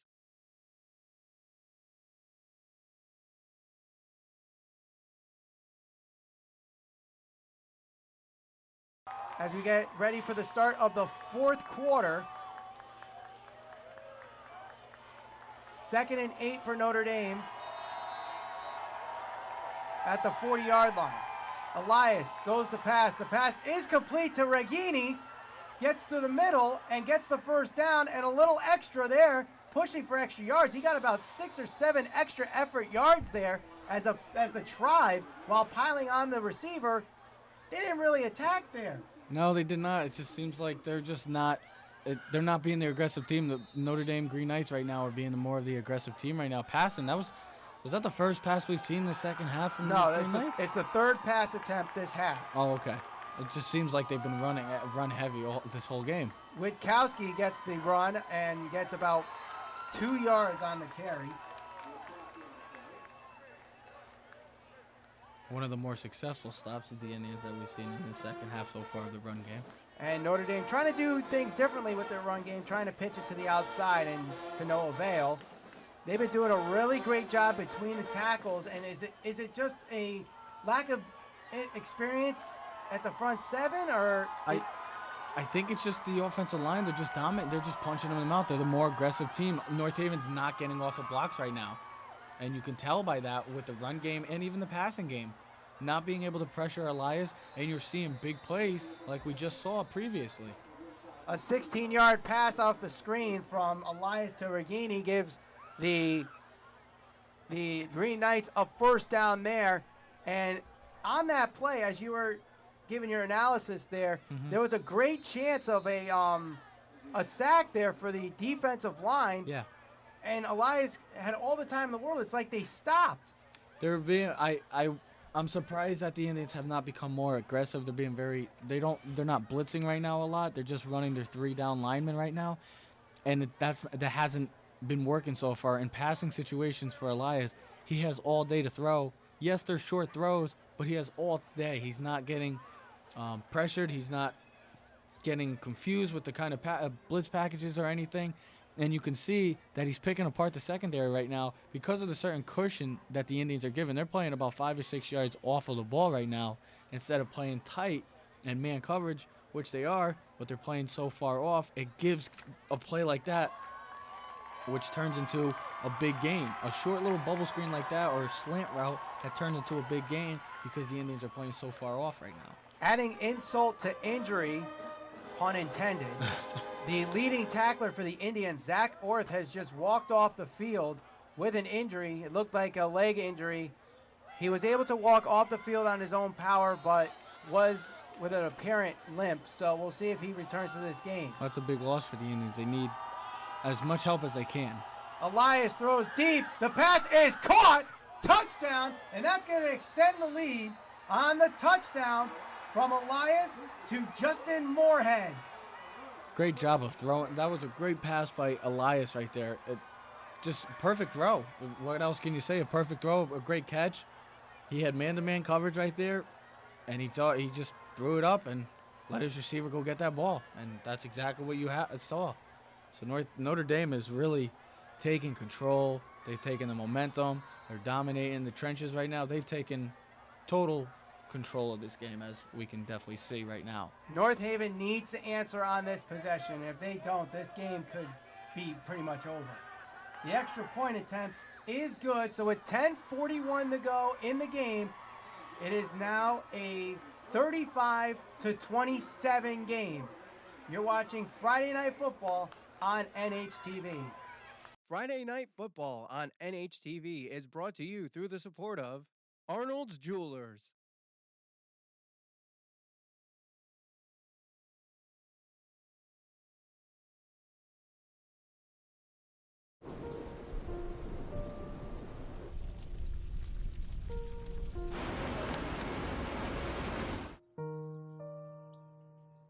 Don't wait. Communicate. Make your emergency plan today. Friday Night Football on NHTV is brought to you through the support of Forget Me Not Full Service Flower Shop.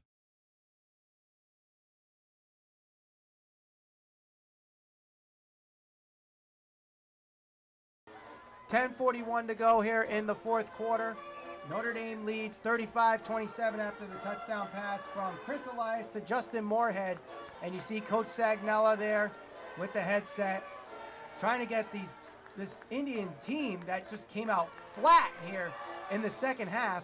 Just watch a 13-point lead disappear in a matter of seconds, and now is now trailing by 8. The Green Knights are on a 21-0 run right now. This one will be returned by Montano. And gets to the 30-yard line and will be stopped right there.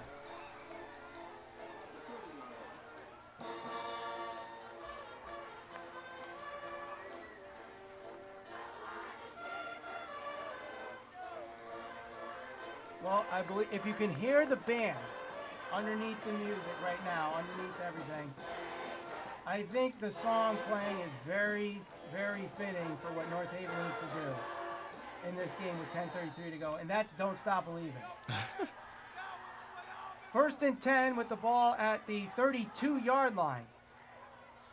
Fakes the handoff, looking to throw. The pass is overthrown. Is it intercepted? The ball might have hit the ground. We do have a flag on the play. It is an incomplete pass, and it looks like it was thrown at where the intended receiver was, so there might be a pass interference.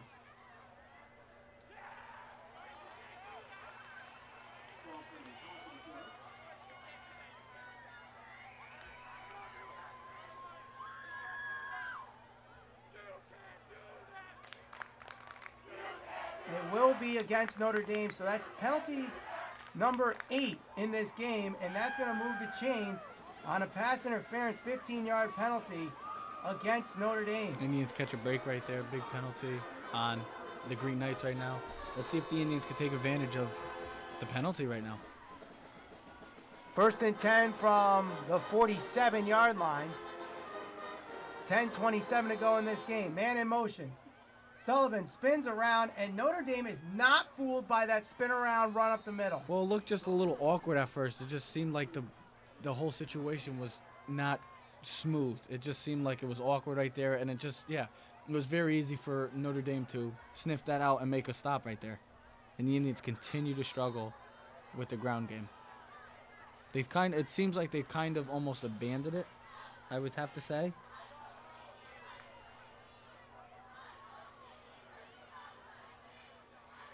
Second and 8 after a 2-yard carry for Sullivan. And it looks like it's going to be a pass. He just gets it off in time and throws it out of bounds. There's no receiver in the area, so Notre Dame's looking for intentional grounding, but he was out of the tackle box. Nope, it looks like, but for what the ref I just saw, it was an intentional grounding. They actually called it. They called it. I did actually see the ref below the scoreboard. Well, there was no receiver in the vicinity, but usually if they're out of the tackle box, they could throw it out of bounds with no penalty, but yeah, there was nobody in the area right there, so I mean, it's a question, Paul. Yes, he was outside the tackle box, but there was nobody in the area, as you said. The closest guy to him was a guy on the sidelines. So that's always a questionable call. That's always one of the most questionable calls. This situation just happens that it goes in favor of the Green Knights, so the Indians go back now in a penalty. So the yards that they just gained on the pass interference penalty just basically got answered right back on that penalty. Steinman looks to throw. The pass is complete, but no yards on the play on third down. And that one was complete to Gianni Snipes, number 2. Corbin Pecora is number 2. So a 1-yard reception there. In a situation like that, it's 3rd and long. Indians got to play it smart right there instead of trying to force something downfield and possibly causing a turnover for the Green Knights. They play the safe route and they go with the smart decision and conservative. And now you'll probably see a punt from the Indians. There was some confusion on the field. The officials had 4th down, but the person operating the down marker had it as 3rd down. It seems like there's been a lot of confusion throughout this game so far, Michael. There is a lot of confusion. Trust me, it throws me off trying to call this game. So North Haven will punt.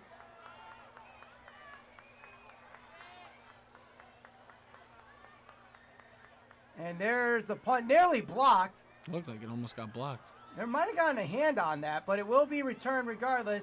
And another broken tackle, slides through another tackle. And the ball is loose, and it's going to Notre Dame. He's still going. It's a touchdown. You want to talk about craziness in the special teams tonight, huh?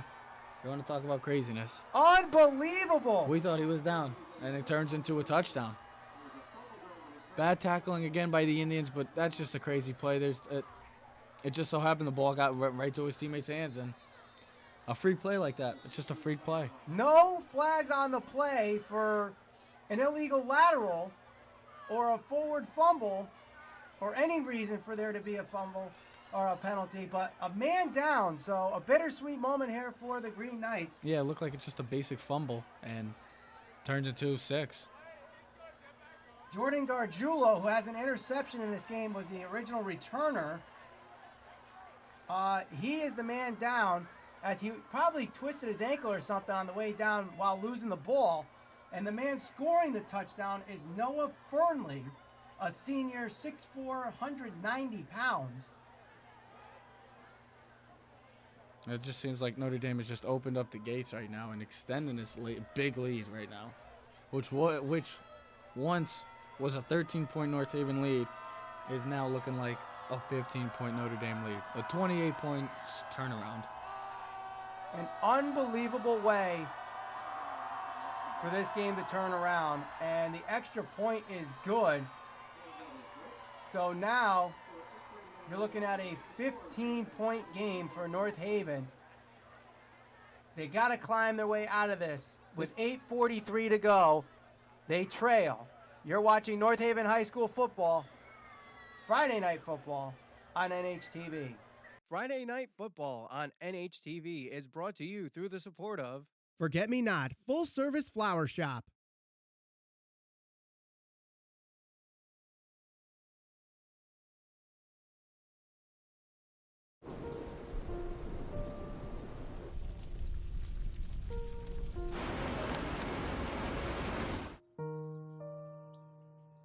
Don't wait. Communicate. Make your emergency plan today. Friday Night Football on NHTV is brought to you through the support of HB Communications.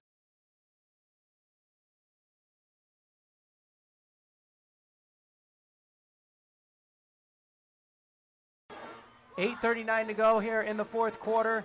Notre Dame leads 42-27 after another freak play in special teams where Jordan Gargiulo originally had the return. He fumbled it, and then Noah Fernley picked it up and just ran with it after North Haven thought that the play was over. No whistles blew, no flags on the play. If you don't hear any whistles, just play.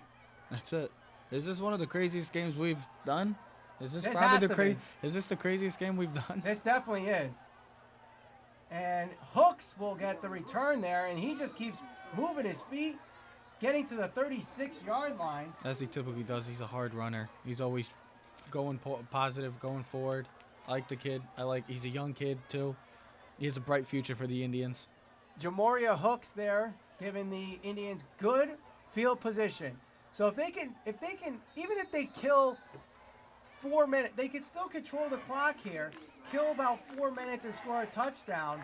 I think time is against them now. I think they gotta play. I think they gotta just go. I think time is against them now. You're down 15 points. You don't want to be trying to waste clock because time's against you. You need to just throw the ball and see what happens. Steinman's throw is complete to Montano. Great throw and catch. And they've been on target. They've been on point this whole game. Throughout the whole game, Steinman's been accurate with all of his receivers. Kyle Malillo, Tommy Dodge, Jack Sullivan, and Mark Montano. He's just been on point with every one of his targets. He looks great so far throughout this game. I'm very impressed with Jack Steinman. Steinman looks to throw again. The pass is caught by the diving player. What a catch. Gain of 9 yards. A flag is on the play. Mark Montano again. So if the call stands, it will be a 9-yard catch. But he might be called for a push-off. Throw was a little short, but still a great effort by Mark Montano to make that heck of a catch. Mark Montano, who had 79 receiving yards and 2 touchdowns on 4 receptions in the first half. It was against Notre Dame, I believe. It's a Notre Dame penalty. So that's probably the one negative so far in Notre Dame's game right now is the penalties. And, this is something North Haven has to take advantage of because there's well over 100 penalty yards. And when you have 100 penalty yards in a game, that usually equates to 7 points. So You would think so. So North Haven should really be in this game by 1. So North Haven will accept the penalty, take the 15 yards from the line, or the 10 yards from the line of scrimmage. So the completion will not count on statistics if you have Jack Steinman or Mark Montano on your fantasy football team this week. But North Haven gets the first down. I'd have to say they definitely have some good fantasy points. Steinman rolls out, dumps it off. The pass is complete. Another diving catch. That one is complete to Jake Tantorski. And that will be a gain of 8. I think the Indians have to start thinking about going long instead of the short routes right now. Yes, they're getting open and they're hitting their targets and gaining yards, but the clock continues to run as well. So you have to start try to go a little deeper, try to take some shots at the end zone right now. They're also trying to get to the sideline and try to stop the clock, which they did there. Yes, which is smart, but it's still also, as you can see by the thing, it's 3rd and 4 now instead of, it was just 2nd and 6. 3rd and 4. Steinman has 3 wide receivers on the outside, 2 on the far side. He throws it deep. This one could be overthrown, and it is intended for Mark Montano. So it will be 4th down. A huge decision here by Coach Sagnella. A little bit too far for Finkel's foot. And let's see, it's at the 33-yard line, so that would be a 50-yarder. So yeah, definitely out of range there. That's a nice kick. He's out of range there. So North Haven down 15 with 7:26 to go. We'll have to go for it here. Yeah, without question, you have to go for it. And they spread out. They have 3 wide receivers, 2 on the near side. There's the snap. The ball is tipped and into the hands of the receiver. Gets to the 20-yard line, and that is a 1st down, a pass of 13 yards from Steinman to Melillo. I'm telling you, this is crazy. With the special teams and all these, it's a crazy game. It's all over the place. You never know what you're going to get. It looked like an interception. The linebacker's right in the position to make the great play. Instead, it ends up going for a North Haven 1st down. Quick snap from Steinman. Looks around, tries to survey the field. He'll try to hold it himself, and he's going to be brought down for a gain of 1 on the play. He didn't have anybody on that play, as you could tell. He did have all day, too. Great job by the offensive line right there. And it had all day, and you thought he could have possibly extended the play and maybe found one of his targets, but great job covering by the Green Knights. 2nd and 8, officially a 2-down carry, or 2-yard carry from Steinman. He'll roll out to his left. Looking left, trying to find Irby, and he'll have to dump it out of bounds. Just another smart decision by Jack Steinman. Not seeing anybody open, not trying to force anything. Instead, just throw it away and come back for the next play. 6:32 to go here in the 4th quarter. North Haven trailing by 15. Don't forget to stay after the game as we announce our Diamond Player of the Game, brought to you by Arnold's Jewelers, the North Haven Diamond Center. Kyle Melillo on the receiving end looking to make an argument for being the player of the game. Jack Steinman having a great game in the passing game. Steinman throws to his right. The pass is complete and gets to the 10-yard line. Again, that's Melillo. And that's going to move the chains for a 1st down. But it did not stop the clock. Well, it does stop the clock for a second once the chains get back to the original line of scrimmage. And then they start to run. I thought it looked like he got out of bounds, but I guess not. So the clock continues to run. Steinman rolls out to his left. Trying to look left. The pass is caught. Is he in the end zone? Yes, he is. Touchdown. A 7-yard touchdown pass from Jack Steinman to, I'm not sure, I believe that was Mark Montano. We'll see. We may never know. I think it was Mark Montano that caught that one. If so, that would be Montano's 3rd receiving touchdown of the game. Looks like he could add his name to the mix, huh? He definitely can add his name to the mix. He has 91 receiving, he's over 100 yards receiving tonight, as the extra point is good from Finkel. And it's now a touchdown and a 2-point conversion from a tie game here. The game's not over for all the fans that decided to possibly leave. Game is not over yet. North Haven comes right down and scores and has plenty of time defensively to make a stop and get the ball back and try to tie this game up. 6:09 to go in the game, 42-34, fourth quarter. You're watching Friday Night Football on NHTV. Friday Night Football on NHTV is brought to you through the support of HB Communications.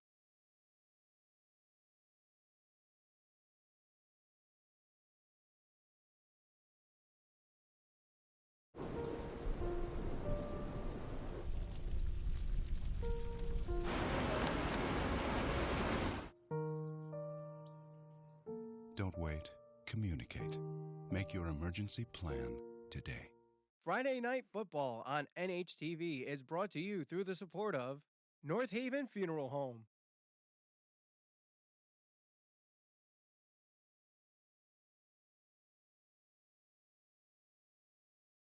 .609 to go in the fourth quarter as North Haven trails by 8. The defense really needs to come up here on this possession, Trevor. Yeah, I mean, this is a golden opportunity for the defense kind of get the momentum a little back to North Haven's side right now, and you have plenty of time. That's the thing. They still have 3 timeouts. They have to make a stop, though. That's the big thing. And what are you going to do? Are you going to Notre Dame has been so successful with the run game as well as the passing game, so what do you do? Oh, they go for the onside kick, and it's a gutsy call. With 6 minutes left, it's a gutsy call for North Haven with Sagnella to go for that with so much time, especially with 3 timeouts left. And, hey, he's the coach. He makes the decisions. North Haven will have a short field for Notre Dame to score on. And I think Finkel may have rushed that onside kick, too. Like, half the kickoff team wasn't even set for it. It seemed like he rushed that, and if they were possibly ready, maybe could have been a different outcome. Instead, it's Notre Dame ball. High snap, goes to Witkowski, and that time they stuff him behind the line of scrimmage. Great job right there. That's one of the few stops that we've seen defensively from the Indians of stopping the running back of Notre Dame, who's been so successful throughout this game.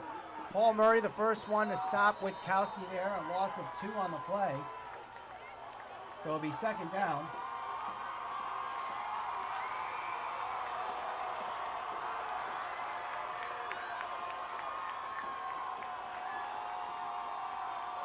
Reghini in motion. He gets the handoff, tries to get around the edge. He does find a hole, and his feet keep moving.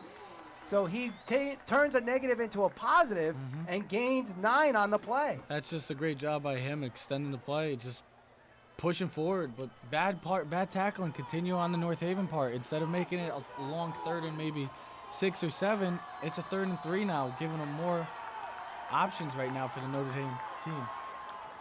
3rd and 3 after the 9-yard carry. Notre Dame just killing up more and more clock. This is a big play right here. It's 3rd and 3. There's the snap. Handoff. And we'll see where it's marked. It's going to be close. From my angle, it's not centered, but from my angle, it looks like they are just short, but the nose of the ball might be there. And judging from the Indians, it looks like they stopped them on 3rd down. Well, might get a measurement here just to make sure.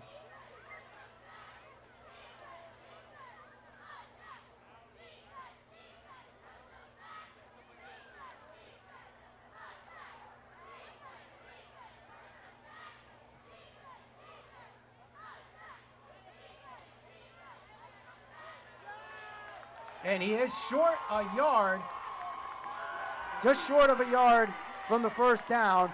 And Notre Dame has a decision to make. Do you try to get that extra yard for the first down, killing more clock, or do you punt it away? Oh, yeah, absolutely. I'm going for it. Up to this drive, the North Haven line and defense as a whole has not been able to stop the Notre Dame running back.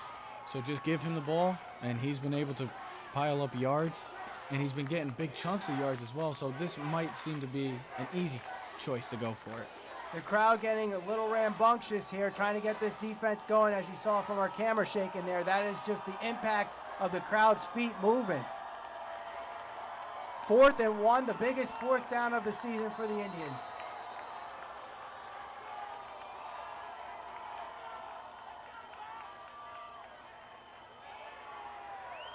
And Elias calls an audible. Takes a snap. Hands off to Rakowski, and he's got the first down. Seems like Some of the Indian players thought that they stopped him, but it seemed like from where we were standing, it seems like he might have just got it by the nose of the football. Jamoria Hooks and Paul Murray up in celebration, but Notre Dame knew as soon as Witkowski was tackled that he got the first down, as he was well past that first down marker. Gain of 2 on the play, and that is a significant 4th down conversion for Notre Dame, as they can kill basically the rest of this clock out with 1 more or 2 more first downs. And it will be over with another touchdown. Elias in shotgun formation. 2 wide receivers to the far side, 1 to the near side. Handoff. And it's a gain of 3 on the play. Notre Dame's done a better job this past couple drives of containing the Notre Dame running back, whereas first 3 quarters, you haven't seen much success from the defensive line stopping the Notre Dame running back. 2nd and 7. 3:30 to go in the game.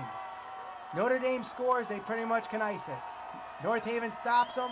They have their 3 timeouts to try to make this a tie game. High snap. Fakes the handoff. Elias is tackled. Gain of 2. A nice stop there by Jamoria Hooks. If Hooks doesn't make that tackle, Elias has a lot of running room. Well, it was a good decision by Elias again, making the quarterback read, and instead of giving it to the running back, he keeps it. Yes, it doesn't go for much yardage, but still it's better than from where it possibly could have been a loss of 2 yards or so. North Haven takes the timeout on 3rd down. Oh, Notre Dame does. North Haven. Oh, okay. North Haven. Excuse our graphics guy there, but it is North Haven taking the timeout. As we are 3 minutes left in this game, North Haven is trailing by 8. You're watching Friday Night Football on NHTV. Friday Night Football on NHTV is brought to you through the support of North Haven Funeral Home.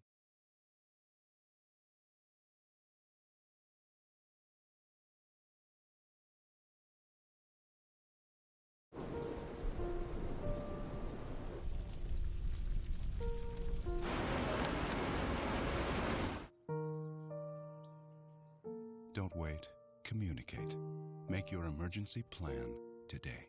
Friday Night Football on NHTV is brought to you through the support of Arnold's Jewelers.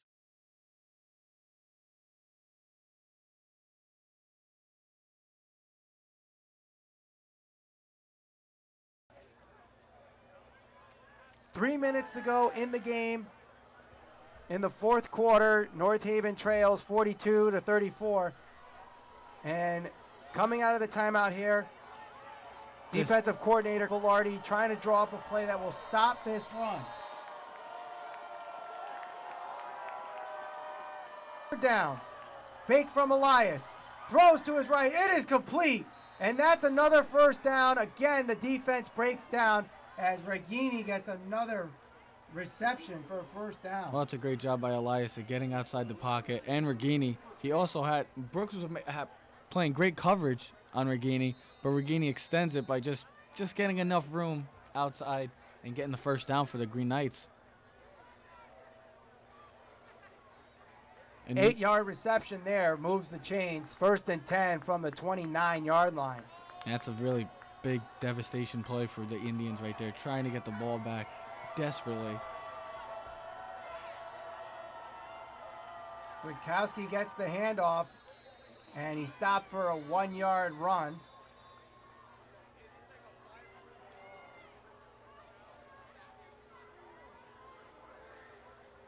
I believe North Haven called their second timeout. There is a stoppage of play. I don't know if it's for a timeout or something else.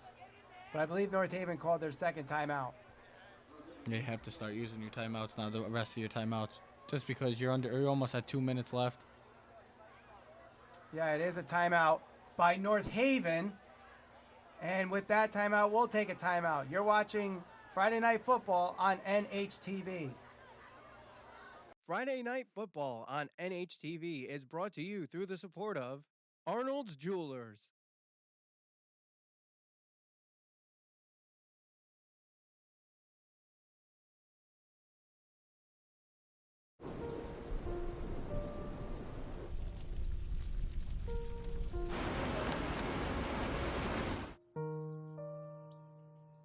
Don't wait. Communicate. Make your emergency plan today. Friday Night Football on NHTV is brought to you through the support of Forget Me Not Full Service Flower Shop.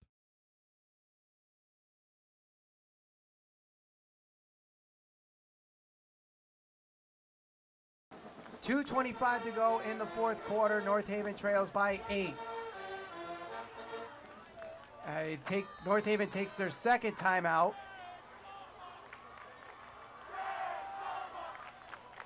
Handoff again to Witkowski. Gets to the right side. He breaks a couple tackles. He's going to break free. And saving a touchdown there is number 22, Craig Soma. And that's going to cause North Haven to possibly call their last time out here. First and goal with 2:15 to go in the game. Great blocking right there, Notre Dame. It just pretty much, that play right there just shows, it signifies the type of game that Notre Dame wanted to play, and just show the dominance that they had throughout this whole game. Offensively, with the running game, their offensive line just dominating in the trenches, and you saw just by that big run right there. Clock continues to run, less than 2 minutes to go. Elias gets the snap, handoff to Witkowski, and he is in the end zone for a touchdown, his 4th rushing touchdown of the game. It seems like you could put a stamp on that of this game, so I guess that possibly could be the nail in the coffin right now. That should be it. You say that's his 4th of the game? That is his 4th touchdown of the game. Boy, who has that man on fantasy? I want to know. I don't know. I need to talk to some owners, try to trade for him. So with that, the North Haven crowd starts to file out here, as you see right there. And the lead goes back to 15. So North Haven, with 1 timeout left, needs a miracle and a half to tie and win this game. 1:47 to go in the game. They trail by 15. Well, what this game has been going, how crazy it's been, you never know. I've seen stranger things happen in this game, so you really don't ever know. So, I mean, if North Haven somehow runs back the kickoff for a touchdown, you know, you save a lot of time by doing that, but you also have to return the onside kick and all that. So, and go for 2. And you got to go for 2 after you score one of the 2 touchdowns. So, you know, there's a lot of if that has to happen here in the final 2 minutes. I've seen 14-point games be tied in a matter of 14 seconds. It has happened before. That was in the NFL. Yes. But it has happened before. Well, we'll have to see. North Haven's pass game has been successful tonight, so we'll have to see what kind of plays they have drawn up for this next offensive situation. So they will kick it in the air, and it will be returned from the 15. It's Mark Montano to the 30, 35, and it's tripped up just shy of the 40-yard line. So North Haven has 60 yards, 62 yards to try and make this a 1-possession game. They have 1 minute and 40 seconds to score twice, with one of them being a 2-point conversion.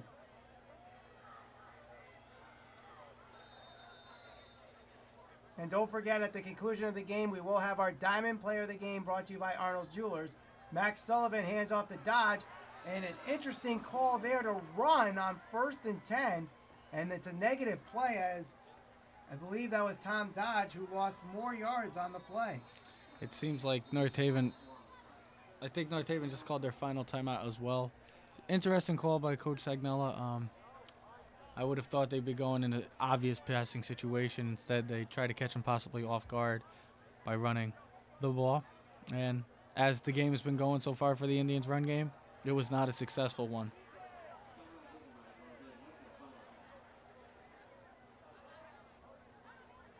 So it'll be 2nd and 14 with the timeout here. And we'll take a timeout too. You're watching Friday Night Football on NHTV. Friday Night Football on NHTV is brought to you through the support of Forget Me Not Full Service Flower Shop.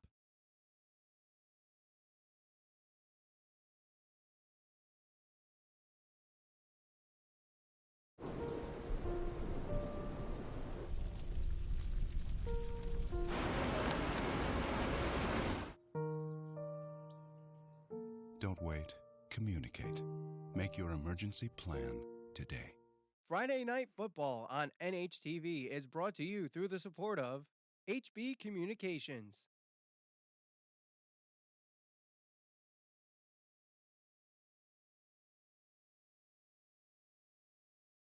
.49-34, 125 to go. North Haven out of timeouts here on 2nd and 14. Nothing but pass here from here on out, I should hope. And they run again, but Steinman takes the ball and tries to throw it, and it is complete.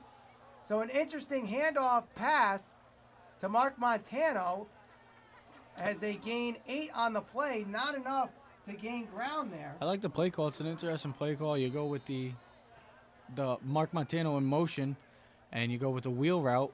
It seemed like it could have been big, and maybe if he doesn't slip, it could have been a big play. Unfortunately, he does, and we'll see what happens. Final minute of the game, and Simon is sacked on 3rd down. That's the first sack of the game, though. I mean, great Second job. sack. Is it? Second Well, sack. okay, second sack. But great job offensively. The offensive line has done a good job of protecting, keeping Steinman straight up. But that's one of the few plays that you've seen, or one of the few sacks in this game. On 4th and 6, the pass to Irby is complete as he gets 8 yards on the play. Still 34 seconds left in this game, and North Haven, after winning 3 in a row after their first week loss, heartbreaking loss to Cheshire, North Haven is going to be 0-2 at home this year after going more than a year and losing at home. They have now lost 2 straight at home. And when it comes to postseason, with the division that they're in and the conference that they're in and the class they're in, you basically could call the postseason over here. They got a really tough schedule from here on out, including 2 weeks from now, they got the reigning state champion Shelton team coming. Well, that's the good thing also. You have such a great schedule that if somehow they railed off 5 straight wins and go 8-2, you never know. You actually do never know because of their schedule helps so much of having such a tough schedule that you don't want to put out the question mark of postseason just yet. Steinman is sacked again. A loss of 14. Great job by the linebacker bringing Notre Dame still bringing pressure, bringing the blitz, and Notre Dame will come in to North Haven Vandercourt Field and escape with a big win. Final pass of the game is complete to Malillo. And he'll get stopped at the 22-yard line. So with that, that will be the game. Notre Dame answers right back after last year North Haven beating them on their home turf. Notre Dame comes back here at Mike Vandercourt Field and hands North Haven their 2nd loss of the season. Both losses this year are at home. And tough losses. I mean, the two really good teams. Cheshire being the first one at home, a heartbreaker, and this was a tough one. They had the momentum up 2 scores. It just really changed. It just seemed like throughout the game, though, they got dominated in the trenches, offensively and defensively. No run game. The run game was pretty much non-existent. The passing game played well. Jack Steinman played a great game, but I think the biggest thing is the defense. A lot of missed tackles again. I mean, we emphasized that, both of us, in the first game against Cheshire, and it seems like this was the same thing for this game, and they got to definitely work on him. And the good thing is they go into the bye. They have 2 weeks, and then, in 2 weeks they play a very good Shelton team, which is ranked in the top 5 right now in the state. So it's a big game coming up after this game, and you got some tough opponents coming up ahead. So we'll have to see what this North Haven team is really made of, especially with a tough loss like this at home. Again, the final score, 49-34. We'll take a quick break, and when we come back, we'll announce the Arnold's Jewelers Diamond Player of the Game. 49-34. It's Friday Night Football on NHTV. Friday Night Football on NHTV is brought to you through the support of North Haven Funeral Home.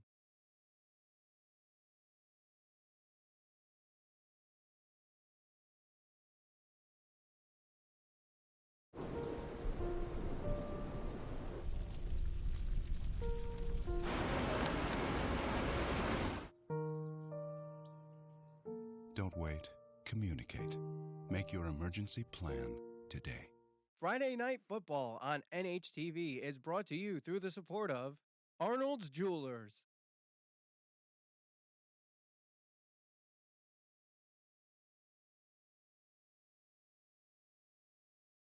Once again, the final score, Notre Dame wins this one 49-34.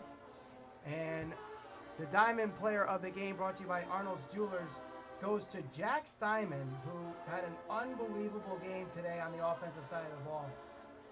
He went 23 for 27 with 3 touchdowns. He did throw an interception, though. But here's another thing that he did that was great. He spread the ball around. He threw to 7 different receivers in this game. He also had a 21-yard reception in this game. So Jack Steinman is the Diamond Player of the Game, and a $50 donation to the Ronald McDonald House will be made in his name. Next time we'll be on NHTV for Friday Night Football. The game is on October 21st when the North Haven Indians host Shelton High School. Big game there. For Trevor Keys and everyone at the North Haven television crew, my name is Michael Valenti saying so long from Mike Vanacore Field.